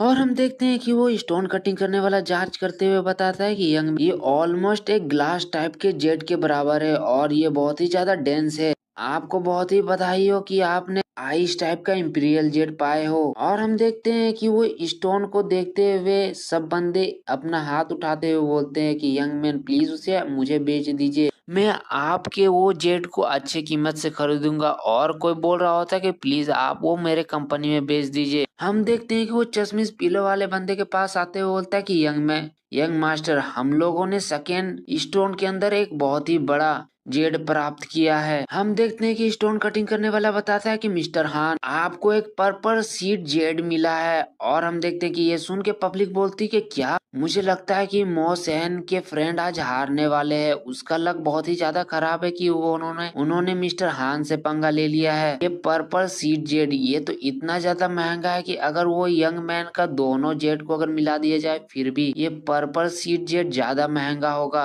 हम देखते हैं कि मिस्टर हान हंसते हुए बोलता है कि क्या आप तुम अपने डिफीट को मानते हो, मेरा जेड इतना ज्यादा महंगा है कि तुम्हारे तीनों जेड को खत्म कर सकता है। और हम देखते हैं कि अभी तक जुयान का तीसरा स्टोन नहीं कटा होता है। हम देखते हैं कि वो पिलो वाला बंदा सुयन के पास आते हुए बोलता है कि आखिरकार तुम्हें अपने चेहरा नजर ही आ ही गया होगा कि तुम्हारा औकात क्या है। हम देखते हैं कि डुयान मन में सोचता है कि ये बहुत ही ज्यादा एरोगेंट बन रहा है, लेकिन अभी वो बहुत ही ज्यादा पछताने वाला है क्योंकि असली खेल तो अब बस स्टार्ट हुआ है। और वो अपने मन में बहुत ही ज्यादा स्माइल कर रहा होता है। और हम देखते हैं कि स्टोन कटिंग करने वाला बताता है कि मिस्टर, मैं आपके थर्ड स्टोन को काट रहा हूँ। और वो मन में स्टोन को देखते हुए सोचता है कि ये स्टोन तो वाकई में बहुत ही ज्यादा छोटा है, अगर इसके अंदर कोई जेड होता भी होगा तो ये बहुत ही ज्यादा छोटा होगा और इसका कीमत बहुत ही ज्यादा कम होगा। आखिरकार ये यंग मैन क्या सोच रहा है अपना मन में। खैर छोड़ो, मेरा ये सब काम नहीं है, मैं ये स्टोन को काट देता हूँ और मैं आशा करता हूँ कि इसके अंदर बेहतरीन जेड निकले। और हम देखते हैं कि उस पत्थर के अंदर से एक ग्लास टाइप का इंपीरियल जेड निकलता है और उसे देख के वो बोलता है कि आखिरकार कितना साल हो गया कि ये लास्ट बार दिखा था, ये तो बहुत ही ज्यादा रेयर जेड है। हम देखते हैं कि वो पब्लिक देखते हुए जब ये सुनते हैं कि ये ग्लास टाइप का इंपीरियल जेड है तो वो भी बहुत ही ज्यादा हैरान हो जाते हैं और बोलते हैं कि क्या ये एक ग्लास टाइप का इंपीरियल जेट है। मुझे अपने आंखों पे विश्वास नहीं हो रहा है कि मैंने अपने जिंदगी में ग्लास टाइप का इंपीरियल जेट देख लिया। हम देखते कि दूसरा बंदा बोलता है कि क्या ग्लास टाइप का इंपीरियल जेट, मुझे यकीन नहीं हो रहा है। और तीसरा बंदा बोलता है कि आखिरकार कोई इतना ज्यादा लकी कैसे हो सकता है कि उसको ग्लास टाइप का इंपीरियल जेट निकल जाए, वो भी एक ऐसा स्टोन में। और इसी तरह पब्लिक बहुत ही ज्यादा हंगामा मचा रही होती है। और हम देखते हैं कि वो स्टोन कटिंग करने वाला बोलता है कि ये सही में एक ग्लास टाइप का इंपीरियल जेड है। और वो एक अजीब सा स्माइल बनाते हुए बोलता है कि ग्लास टाइप का इंपीरियल जेड, ये तो बहुत ही हाई क्वालिटी का है। हम देखते हैं कि वो पीलो वाला बंदा ये सब देख के बहुत ही ज्यादा हैरान हो जाता है और वो बहुत ही ज्यादा गुस्सा भी होता है। वो बोलता है कि क्या ग्लास टाइप का इंपीरियल जेड। और हम देखते हैं कि मोहसिन और सुकुइंग बहुत ही ज्यादा खुश होती है। वो पीलो वाला बंदा वहां से जाते हुए बोलता है कि डुयान, तुम्हारा लक बहुत ही ज्यादा है, इतना ज्यादा कि वो तुम्हारे लिए खराब भी हो सकता है। आज तो मैं हार गया हूँ, लेकिन मैं तुम्हें बाद में जरूर मिलूंगा। और वो वहां से चले जाता है। हम लोग देखते हैं कि वो चश्मिश पीले वाले बंदा से बोलता है कि मिस्टर हान, उसका तीसरा स्टोन इतना ज्यादा महंगा था कि अगर वो चाहता तो हमारे तीनों स्टोन को वो अपने एक ही स्टोन की मदद से हरा सकता था। हम देखते हैं कि पीलो वाला बंदा भी ये सब जान रहा होता है और वो मन ही में बहुत ही ज्यादा गुस्सा भी होता है। और वो बोलता है कि चश्मिश से जल्दी से आदमियों को जमा करो, आज रात में हमें कुछ महंगा काम करना है और वो बहुत ही ज्यादा जरूरी भी है। और इधर हम देखते हैं कि डुयान को मोहसिन और सुकुइंग बहुत ही ज्यादा खुश हो रहे होते हैं। और देखते हैं कि वहां पर बोलता है डुयान कि यहाँ पर ऐसा कुछ नहीं है कि पहले आओ और पहले पाव वाला है। यहाँ पर जिसका जितना अच्छा जानकारी और लक है वही वहाँ यहाँ पर जीत सकता है। और फिर हम इधर देखते हैं कि पीलो वाला बंदा बोलता है कि आज ही मुझे ये सब काम करना है, आज रात मुझे ये काम करना होगा और मुझे अपने हर रात को बर्बाद नहीं करना है। हम देखते हैं कि जसमिस बोलता है कि मिस्टर हान, आपको अभी भी अपने वादे को पूरा करना है, क्या आप उसके बारे में तो भूल नहीं गए हैं। हम देखते हैं कि मिस्टर हान बहुत ही ज्यादा गुस्सा होता है और बोलता है कि यहाँ से चले जाओ। इधर हम देखते हैं कि डुयान पूछता है कि क्या ग्लास टाइप का इंपीरियल जेट ये वाकई में बहुत ही ज्यादा महंगा है क्या और अच्छा है। हम देखते हैं कि सुक्वीन बताती कि क्या तुम्हें ये पता नहीं है, ग्लास टाइप का इंपीरियल जेट जब लास्ट टाइम दिखा था वो बहुत ही सालों पहले था और जब वो दिखा था तो वो बहुत ही हाई क्वालिटी का दाम में बिका था। ये एक ऐसा जेट है जो बहुत ही रेयर पाया जाता है। हम सुनते देखते हैं कि डुयान ये सुन के बोलता है कि क्या रेयर, हाई क्वालिटी। और वो फिर चिल्लाते हुए बोलता है कि मोहसिन, जल्दी से सुकुइंग को लो और यहाँ से निकलो। हम देखते हैं कि डुयान अपने पत्थर को ले लेता है और सेवन भी दो पत्थर को ले लेता है और वो लोग वहाँ से दौड़ने लगते हैं। हम देखते हैं कि वहाँ पर सारे बंदे बहुत ही ज्यादा हाइपर हो जाते हैं और बोलते हैं कि यंग मैन प्लीज रुक जाइए, आप मेरे ऑफर को कम से कम सुन तो लीजिए, मैं आपके इस स्टोन को अफोर्ड कर सकता हूँ, प्लीज यंग मास्टर रुक जाइए। इधर डुयान और मोहसिन भाग रहा होता है और सुकुइंग बोलती है कि सहन जल्दी से दौड़ो, हम लोग को यहाँ से जल्दी से निकलना होगा। और हम देखते हैं कि मार्केट के पूरे पब्लिक उन लोग के पीछे पड़ जाते हैं और सब लोग बोलते हैं कि प्लीज रुक जाइए, एक बार मेरे ऑफर के बारे में तो सुन लीजिए। हम देखते हैं कि मोहसिन बोलता है कि मेरा स्पीड बहुत ही ज्यादा है, आज एक वर्ल्ड रिकॉर्ड बनाऊंगा। हम देखते हैं कि सुकुइंग बोलती है कि सहन जल्दी से दौड़ो, हम लोग को इन लोगों से जल्दी दौड़ना होगा वरना ये लोग हमें पकड़ लेंगे। हम देखते हैं कि वो लोग वहां से निकल जाते हैं और सारे बंदे बोलते हैं कि यंग मास्टर आप रुक जाइए, आप रुक जाइए। अगला सीन में देखते हैं कि डुयान अपने मन में सोचता है कि मैंने अपने आंखों के एबिलिटी की मदद से आज बहुत सारे बेनिफिट कमाया है और अगर मैं इन स्टोनों को बेच दूं तो मैं बहुत ही ज्यादा अमीर हो जाऊंगा। फिर डुयान मोहसिन को कॉल लगाते हुए पूछता है कि क्या तुम वहां से भागने में सक्षम रहे हो। हम देखते हैं कि सैन बताता है मुझे भागने के मामले में कोई नहीं पकड़ सकता, मैं वर्ल्ड क्लास में भागने में हूँ। मोहसिन बताता है कि तुम्हारे स्टोन अब सेफ है और मैंने एल्डर जू से भी बात कर लिया है। और हम देखते हैं कि सुक्विंग उन स्टोनों के सामने बैठते हुए बोलती कि ये तो वाकई में बहुत ही हाई क्वालिटी का है, अब हम लोग अमीर हो जाएंगे। मोहसिन सुक्विंग को बताता है कि एल्डर जू तुम्हारे लिए एक विला को देखे हैं, तुम जाके उस विला को देख लो और मैं और सुक्विंग अभी नहीं आ सकते। हम देखते हैं कि सैन पूछता है कि क्या तुम मुझे कंपनी देने नहीं आने वाले हो, वैसे भी मैं एल्डर जू को उतने अच्छे से नहीं जानता हूँ। हम देखते हैं कि सैन बताता है कि मुझे कुछ काम है, अभी मैं कॉल को रख रहा हूँ, हम लोग बाद में मिलेंगे। और वो फोन को काट देता है। हम देखते हैं कि डुयान ये सब देख के बहुत ही ज्यादा चिढ़ जाता है और बोलता है कि साले का हिम्मत कैसे हुआ कि वो मेरा फोन को काट दिया और वो और सुकुइंग दोनों मेरे साथ नहीं आ रहे हैं। हम इधर सेन को देखते हैं जो बहुत ही ज्यादा थके हालत में होता है और वो बोलता है कि मैं बहुत ही ज्यादा थक गया हूँ और मुझे अब आराम का जरूरत है, और वो वहीं पर लेट जाता है। हम देखते हैं कि सुकुइंग उसके पास आते हुए बोलती है कि क्या तुम जिंदा हो या मर गए हो। अगला सीन हमें एक रेस्टोरेंट का दिखाया जाता है जहाँ पर हम एल्डर जू और डुयान को देखते हैं, और एल्डर जू डुयान से पूछते हैं कि और वो एल्डर जूस डुयान से पूछते हैं कि मैंने सुना था सैन से कि तुम एक घर को खोज रहे हो। मेरे घर के बगल में ही एक घर है, क्या ख्याल है वहाँ रहने का? और अगर तुम वहाँ पर रहोगे तो तुम मेरे पड़ोसी भी हो जाओगे। हम देखते हैं कि डुयान मन में सोचता है कि ये तो बहुत ही अच्छा ऑफर है, क्या मुझे ये एक्सेप्ट कर लेना चाहिए या फिर मुझे ये रिफ्यूज कर देना चाहिए। हम देखते हैं कि डुयान कुछ बोल रहा होता है, तभी एल्डर जू बोलते हैं कि ओ डुयान, मेरा कोई चिल्ड्रन भी नहीं है, और अगर तुम ये यहाँ पर रहोगे तो वो मेरे लिए भी अच्छा होगा। वैसे भी सैन मुझे कभी भी कंपनी देने के लिए नहीं आता है, और अगर मुझे कभी कुछ हो गया और तुम यहाँ पर रहोगे तो वो मेरे लिए भी बहुत ही अच्छा होगा। क्या तुम चाहते हो कि ये ओल्ड मैन अकेले यहाँ पर रहे? हम देखते हैं कि डुयान वैसे भी मना नहीं करना चाह रहा होता है, और ये सब सुन वो बोलता है कि मैं रहूंगा एल्डर जू, मैं 100% रहूंगा। हम देखते हैं कि एल्डर जू हंसते हुए बोलते हैं कि ठीक है, तो आज रात को तुम यहाँ पर ठहर जाओ। और एल्डर जू पूछते हैं कि मैं तुमसे दूसरा सवाल पूछना चाहता हूँ कि क्या तुम मुझसे मार्शल आर्ट सीखना चाहते हो? हम देखते हैं कि डुयान बोलता है कि एल्डर जू, मैं आपसे मार्शल आर्ट नहीं सीखना चाहता हूँ, वैसे भी मैं अभी कुछ दिन से सेफ हूँ, और अगर मुझे कभी वैसा डेंजर महसूस होगा तो मैं पुलिस को कॉल कर दूंगा। और डुयान मन में सोच रहा होता है कि ये बेहतर होगा कि मैं इनसे मार्शल आर्ट ना सीखूं, और मैं अपने स्किल के बारे में भी इनके सामने जिक्र ना करूं ताकि वो मेरे लिए अच्छा हो। हम देखते हैं कि एल्डर जू बोलते हैं कि वैसे भी भूल जाओ, अगर तुम्हें कभी भी मन हो तो तुम मेरे पास आ सकते हो, ये ऑफर तुम्हारे लिए हमेशा हमेशा के लिए है। और वो बोलते हैं कि मेरा थर्ड क्वेश्चन ये है कि मुझे अगर बहुत ज्यादा आश्चर्य होगा अगर ये तुम बोलोगे कि तुम्हारे पास एक गर्लफ्रेंड है, वैसे भी है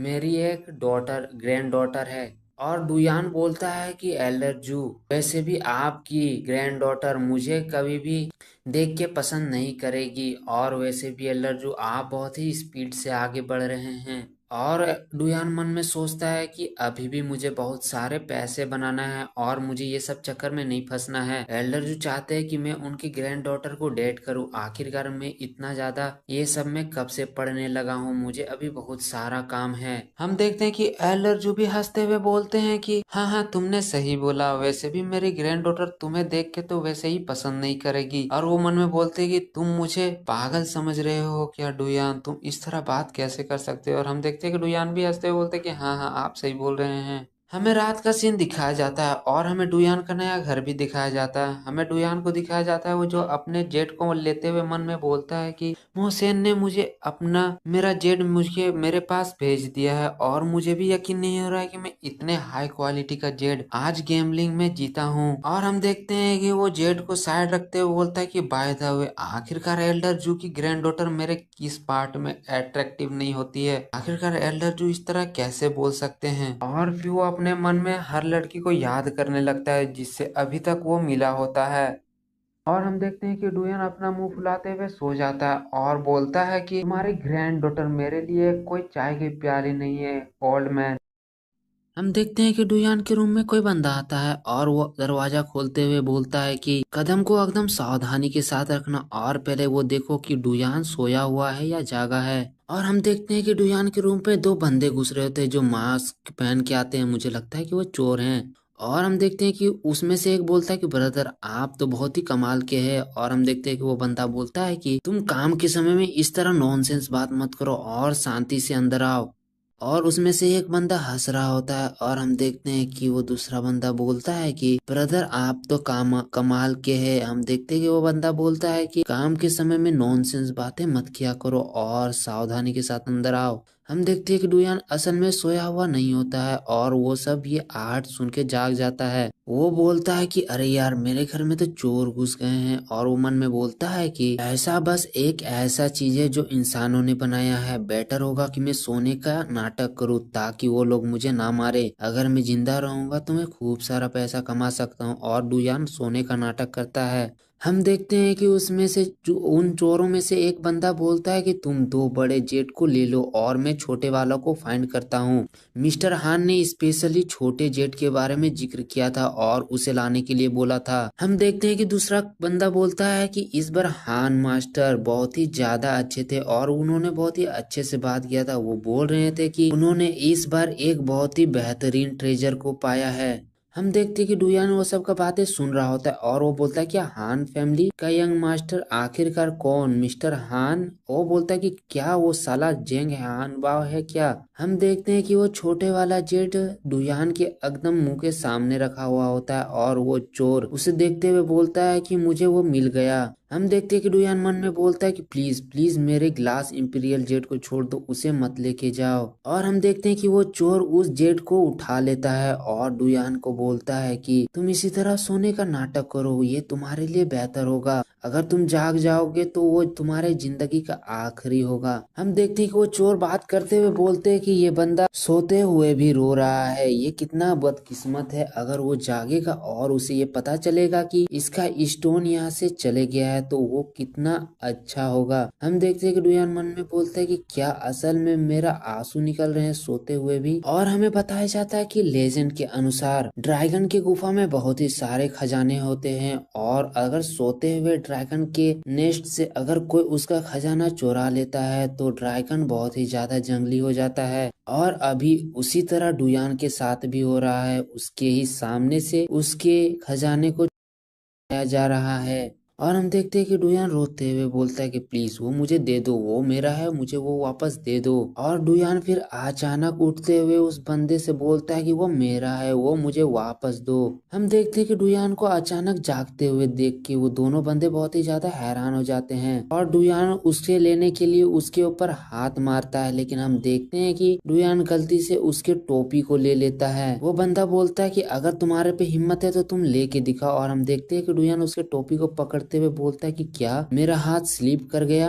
और हम देखते हैं कि दूसरा बंदा देख के बोलता है अरे यार ये तो बहुत ही खराब सिचुएशन है। और पहला बंदा जिसका टोपी डुयान ले लिया था वो डुयान को गाली दे रहा होता है और इस तरह सिचुएशन बन जाता है कि वो बंदा बहुत ही ज्यादा डुयान के ऊपर गुस्सा हो जाता है और वो डुयान के ऊपर हमला कर देता है और वो डुयान के पीछे पड़ जाता है। हम देखते हैं कि डुयान किसी तरह करके उसके हमले से बच रहा होता है और वो भाग रहा होता है अपने ही कमरे में इधर उधर। और हम देखते हैं कि वो बंदा डुयान को पकड़ लेता है और वो बोलता है कि तुम यहीं पर खड़े रहो ब्रेट, और वो उसके ऊपर हमला कर देता है। लेकिन डुयान किसी तरह करके उसके हमले से बच जाता है और डुयान उसे घूर के देख रहा होता है। लेकिन तभी हम देखते हैं कि वो बंदा अपने घुटनों से डुयान के ऊपर हमला कर देता है जो सीधा जाके डुयान के मुंह में लगता है और डुयान बोलता है अरे यार ये नहीं होना चाहिए था। और हम देखते हैं कि वो बंदा अपने पॉकेट से नाइफ निकालते हुए डुयान के ऊपर हमला कर देता है। पर हम देखते हैं कि डुयान को उस हमले से लगने से पहले ही वो हमला वहीं पर रुक जाता है, जिसे देख के डुयान मन में बोलता है मैं तो बस बाल बाल बचा। हम देखते हैं कि वो अटैक रोकने वाला और कोई नहीं वो एल्डर जू होते हैं। हम देखते हैं कि वो गंजा चोर बोलता है कि आखिरकार इस समय में इस तरह का ओल्ड मैन यहाँ पर क्या कर रहा है और ये साला आया कहाँ से। और हम देखते हैं कि एल्डर जो एक सीरियस सा लुक बनाते हुए बोलते हैं कि अभी के समय में डुयान तुम नहीं बल्कि हर यंग बंदे मार्शल आर्ट के बारे में बात ही नहीं करना चाहता है। और हम देखते हैं कि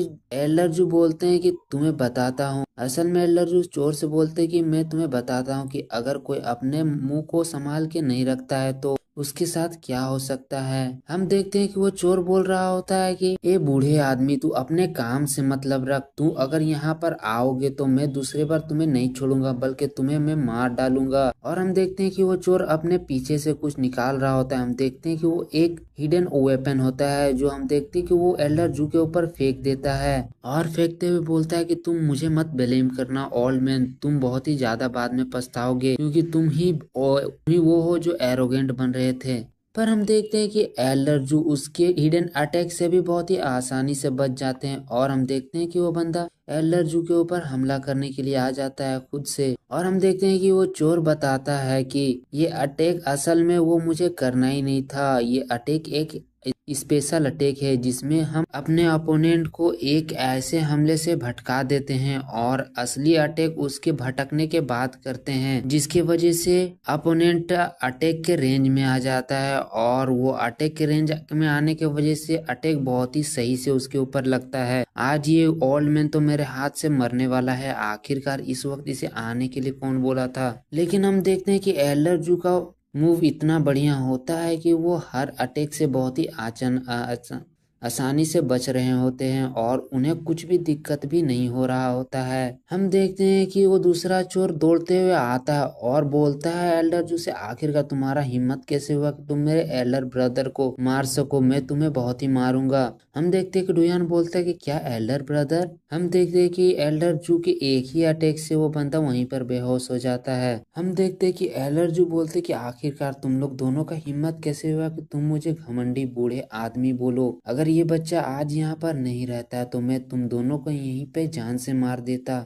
हम देखते हैं कि डुयान ये सब देख के शौक में हुआ रहता है और हम देखते हैं कि एल्डर जू बोलते हैं कि डुयान तुम ठीक हो ना डुयान। हम देखते हैं कि डुयान एल्डर जू का मार्शल आर्ट देख के पूरा अमेज हुआ रहता है और बोलता है कि एल्डर जू मैं गलत था कि मैं आपको बोला कि मैं आपसे मार्शल आर्ट नहीं सीखना चाहता हूँ, बल्कि अब से मैं आपके साथ मार्शल आर्ट सीखना चाहता हूँ, प्लीज मुझे मार्शल आर्ट सिखाइए। और वो बोलता है कि एल्डर जू आप सिखाएंगे मुझे है ना।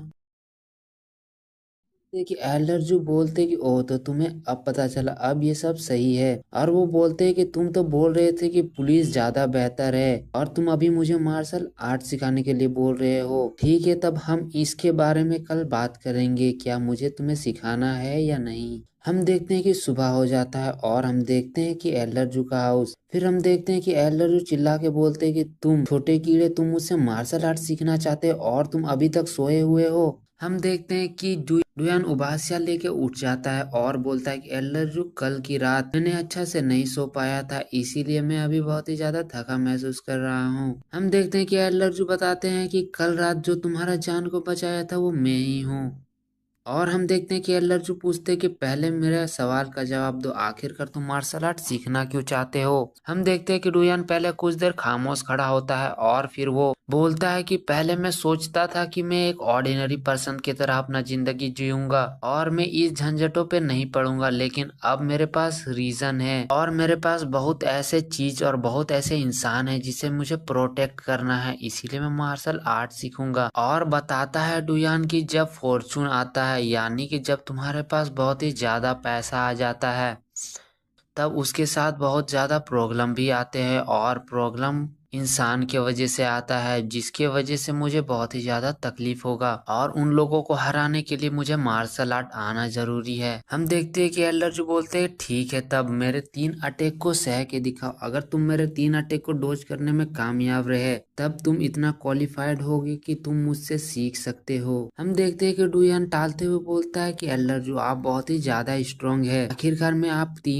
आपके 3 अटैक को खाने के बाद कैसे जिंदा रह सकता हूँ, आपको इस तरह नहीं करना चाहिए। हम देखते हैं कि एल्डर जो बोलते हैं ठीक है तुम मेरे अटैक को डॉज भी कर सकते हो। हम देखते हैं कि डुयान खुश होते हुए बोलता है ठीक है तब मैं ये ट्राई करना चाहूंगा और वो अपने आंखों के स्किल को एक्टिवेट कर लेता है और वो बोलता है कि मेरे आंखों के एबिलिटी की मदद से मैं आसानी से किसी के भी अटैक को डॉज कर सकता हूँ, चलो ये एक बार ट्राई किया जाए। हम देखते हैं कि डुयान अपने आंखों की मदद से एल्डर जू के आते हुए अटैक को स्लो करके देख रहा होता है, लेकिन फिर भी वो बोलता है कि एल्डर जू बहुत ही ज्यादा फास्ट है और उनका अटैक प्रिडिक्ट करना बहुत ही ज्यादा मुश्किल है। और वो हैरान होते हुए मन में सोचता है कि इनका अटैक, इनका मूवमेंट ऐसा है कि इन्हें पहले ही से मालूम है कि मुझे मालूम है कि आखिरकार ये किस तरफ अटैक करने वाले हैं। हम देखते हैं कि एल्डर जू उसके ऊपर फर्स्ट अटैक कर देते हैं और डुयान बहुत ही मुश्किल से बचता है और डुयान मन में बोलता है कि ये बहुत ही ज्यादा क्लोज था। हम देखते कि एल्डर जो बोलते हैं ये इतना भी बुरा नहीं था, ठीक है तो चलो अब मेरे सेकंड अटैक को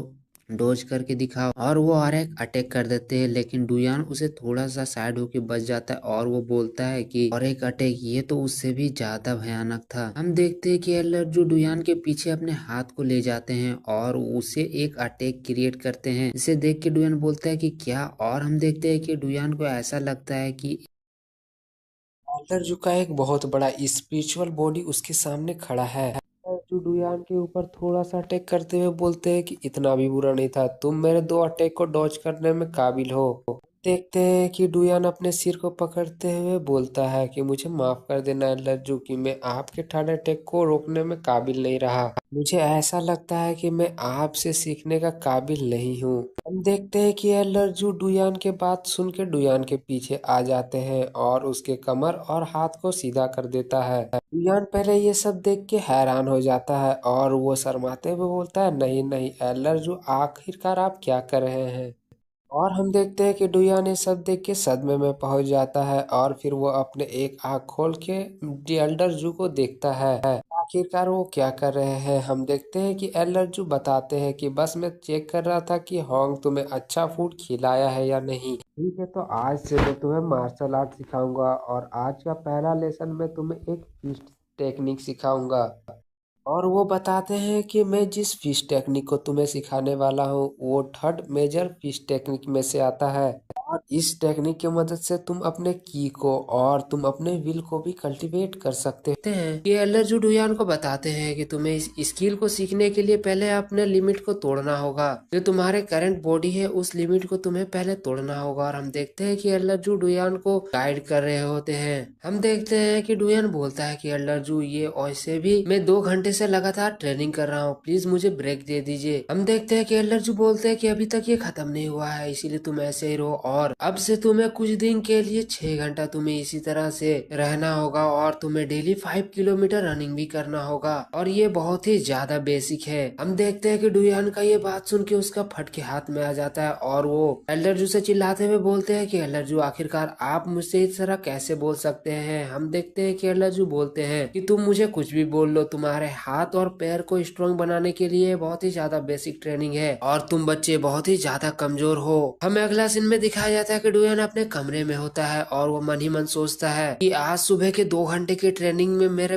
अंजर पंजर ढीला हो गए। अगर मेरे लेफ्ट आई में हीलिंग एबिलिटी नहीं होता तो मैं आज मर ही जाता। आखिरकार मैं डेली 6 घंटा प्रैक्टिस कैसे कर सकता हूँ, पर फिर भी मुझे किसी भी हालत में ये करना ही पड़ेगा। हम देखते हैं कि तभी उसके फोन में एक कॉल आता है। हम देखते हैं कि डुयान फोन उठाते हुए बोलता है कि हेलो सेन, आखिरकार तुमने मुझे कैसे याद किया है। और वो बोलता है कि ठीक है मैं कुछ देर में आता हूँ, वैसे भी मुझे एल्डर जू के साथ कुछ और ट्रेनिंग करना है। हम देखते हैं कि सेन डुयान से बोलता है कि हम गोश्त मार्केट जा रहे हैं, वहाँ पर बहुत ही ज्यादा एंटीक पीस होते हैं, क्या तुम्हें इसमें इंटरेस्टेड है। हम देखते हैं कि डुयान बोलता है कि तुम मेरा इंतजार करो, मैं एल्डर जू को इन्फॉर्म करके जल्दी ही वहाँ पर आता हूँ। हमें अगला सीन में सेन और डुयान को साथ में दिखाया जाता है। हम देखते हैं कि सेन बोलता है कि क्या ये बहुत ही ज्यादा अमेजिंग नहीं है। हम देखते हैं कि डुयान बोलता है वाकई में ये बहुत ही ज्यादा अच्छा है, ये मार्केट को देख के मुझे अपना फ्रेशमैन वाले ईयर का याद आ रहा है। हम देखते हैं कि सेन बोलता है वैसे भी सुकुइंग हमें बाद में ज्वाइन करने वाली है, तुम्हें मुझे हेल्प करना होगा और मेरा लास्ट टाइम के जैसे अपॉर्चुनिटी बनाना होगा कि मैं सुकुइंग के साथ उस तरह बात कर सकूं। और हम देखते हैं कि सेन एक अजीब सा चमगादड़ की तरह मुंह बनाते हुए बोलता है कि डूड, मैं तुम्हें फिर से परेशान कर रहा हूँ ना। हम देखते हैं कि हम तभी देखते हैं कि सैन के पास एक हाथ आता है और उसके कान को सीधा पकड़ लेता है। हम देखते हैं कि वो सुकुइंग होती है और वो सैन के कान को पकड़ते हुए बोलती है और वो गुस्साते हुए बोलती है कि तुमने मुझे बोला कि घोस्ट मार्केट में मैं तुम्हारे लिए एक गिफ्ट खरीदूंगा और तुमने इसीलिए मुझे दिन भर यहाँ पर इंतजार करवाया है। हम देखते हैं कि सेन चिल्लाते हुए बोलता है बहुत ज्यादा दर्द कर रहा है, बहुत ज्यादा दर्द कर रहा है, प्लीज मुझे छोड़ दो, मैं तुम्हारे लिए गिफ्ट खरीदूंगा, रुको रुको रुको छोड़ दो मुझे। हम देखते हैं कि डुयान ये सब देख के बोलता है कि इन लोग का रिलेशनशिप बहुत ही ज्यादा अजीब है। हम देखते हैं कि सुकुइंग पूछती है सेन के कि आखिरकार तुमने सोचा कि ग्रैंडपा के बर्थडे के लिए तुम क्या गिफ्ट खरीदने वाले हो।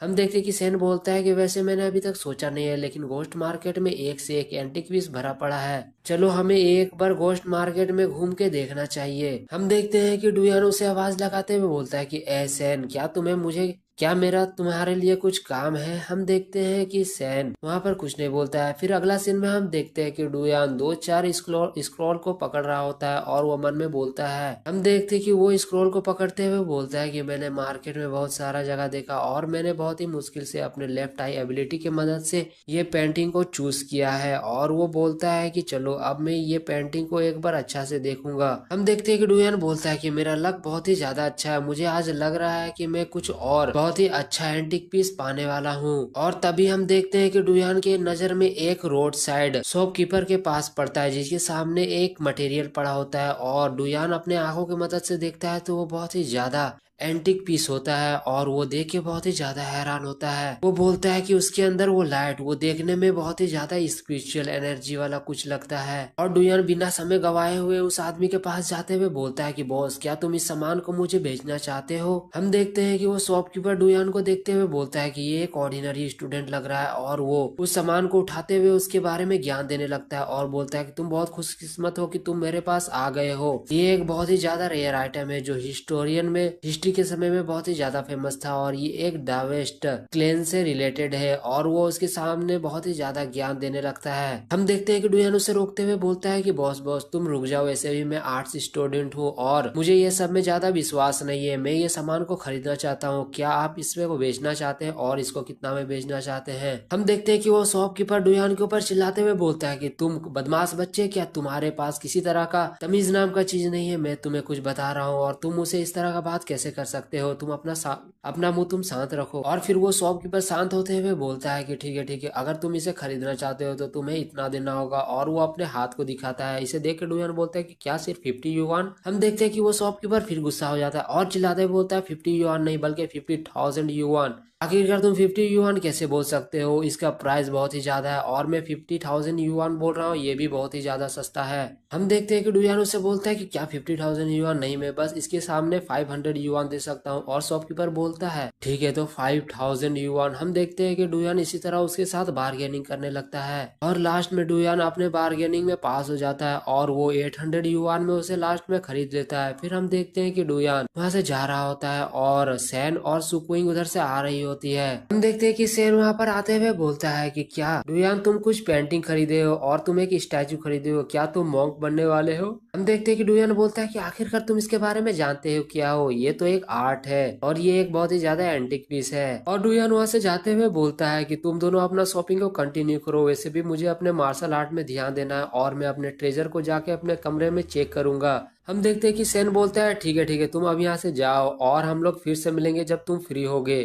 फिर अगला सीन में हमें डुयान के घर का सीन दिखाया जाता है। हम देखते हैं कि डुयान वहां पर उस मूर्ति को तोड़ रहा होता है और उसके अंदर से एक मोती निकलता है जिसे डुयान देख रहा होता है और उसे वो उठाते हुए बोलता है कि इसके अंदर का गोल्डन ऑरा ये बहुत ही ज्यादा मुझे डिफरेंट फीलिंग दे रहा है। मैंने पिछले बार जिस जेड को एब्जॉर्व किया था और उसके मुकाबले में इसका स्पिरिचुअल पावर बहुत ही ज्यादा अलग है, क्या मैं इसे एब्जॉर्ब कर सकता हूँ? चलो मुझे ये ट्राई करना चाहिए। और वो अपने लेफ्ट आई के सामने उसे लेके जाता है और हम देखते हैं कि उसके वजह से उसके लेफ्ट आई उस जेड का ऑरा कलेक्ट करने लगता है। हम देखते हैं कि वो गोल्डन ऑरा डुयान के बदन में एब्जॉर्ब होने लगता है और डुयान के हाथ से वो जेड छूट जाता है। और हम देखते हैं कि डुयान के बदन में एक अजीब सा मार्क बनने लगता है और डुयान वहां पर बेहोश हो जाता है और वो मोती वहीं पर गिर जाता है। और हम देखते हैं कि कुछ समय बाद डुयान को होश आता है। हमें अगला सीन में वही पीलो वाले बंदा को दिखाया जाता है और हम देखते हैं कि उसके पीछे एक आदमी आता है और वो बोलता है यंग मास्टर, आप जिस बंदे के बारे में हमें इन्वेस्टिगेशन करने के लिए बोले थे उसके लिए हम इन्वेस्टिगेशन कर चुके हैं और उसके बारे में हमें ये पता चला है कि वो एक सीनियर स्टूडेंट है जेंगनियान यूनिवर्सिटी का और वो एक कॉमनर है अपने बचपन से और वो एक अनजान से विलेज से आया हुआ है जो किसी माउंटेन में बसता है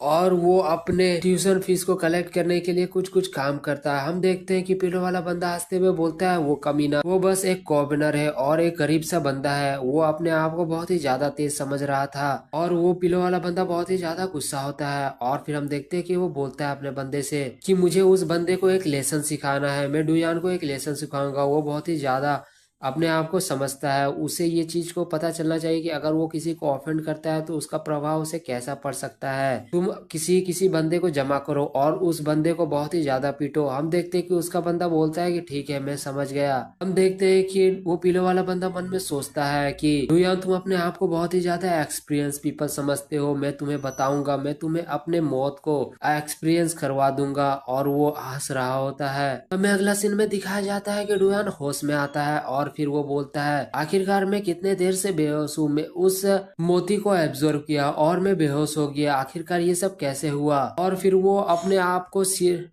अपने सिर को पकड़ते हुए उठ रहा होता है। लेकिन हम देखते हैं कि डुयान के अंदर एक अलग ही टाइप का एनर्जी होता है जिसे महसूस करके डुयान भी बहुत ही ज्यादा हैरान होता है। हम देखते हैं कि डुयान का बेड वहां पर टूट जाता है। डुयान बोलता है कि आखिरकार ये सब क्या हो रहा है, क्या मेरा बेड का क्वालिटी बहुत ही ज्यादा खराब है, चलो हमें बाहर जाके कुछ सामान लाना होगा और मैं अपने बेड को फिक्स करूंगा। हम देखते हैं कि डुयान बाहर जा रहा होता है और डुयान दरवाजे की कुंडी को पकड़ता है, लेकिन हम देखते हैं कि वो कुंडी ही उसके हाथ में आ जाता है और फिर वो कुंडी को हाथ में लेते हुए अजीब सा शक्ल बनाता है और वो बोलता है अब बेड और उसके बाद ये दरवाजा, मुझे दोनों को रिपेयर करना पड़ेगा। हम देखते हैं कि डुयान जॉगिंग कर रहा होता है और वो मन में सोचता है कि मैंने लास्ट नाइट में उस मोती को एब्जॉर्ब किया और मैं अपने आप में चेंज महसूस कर सकता हूँ। मेरा फिजिकल बॉडी किसी नॉर्मल ह्यूमन से बहुत ही ज्यादा ताकतवर हो गया है। और वो दौड़ते हुए बोलता है कि वैसे भी मुझे हर दिन 5 किलोमीटर दौड़ना होगा, नहीं तो मैं एल्डर जो मुझे बहुत ही ज्यादा ताना मारेंगे। हम देखते हैं कि दौड़ते दौड़ते डुयान नूडल्स शॉप पे पहुंच जाता है और वो बोलता है कि चलो दौड़ना हो गया तो अब मैं कुछ फन के लिए नूडल्स खाने चलते हैं।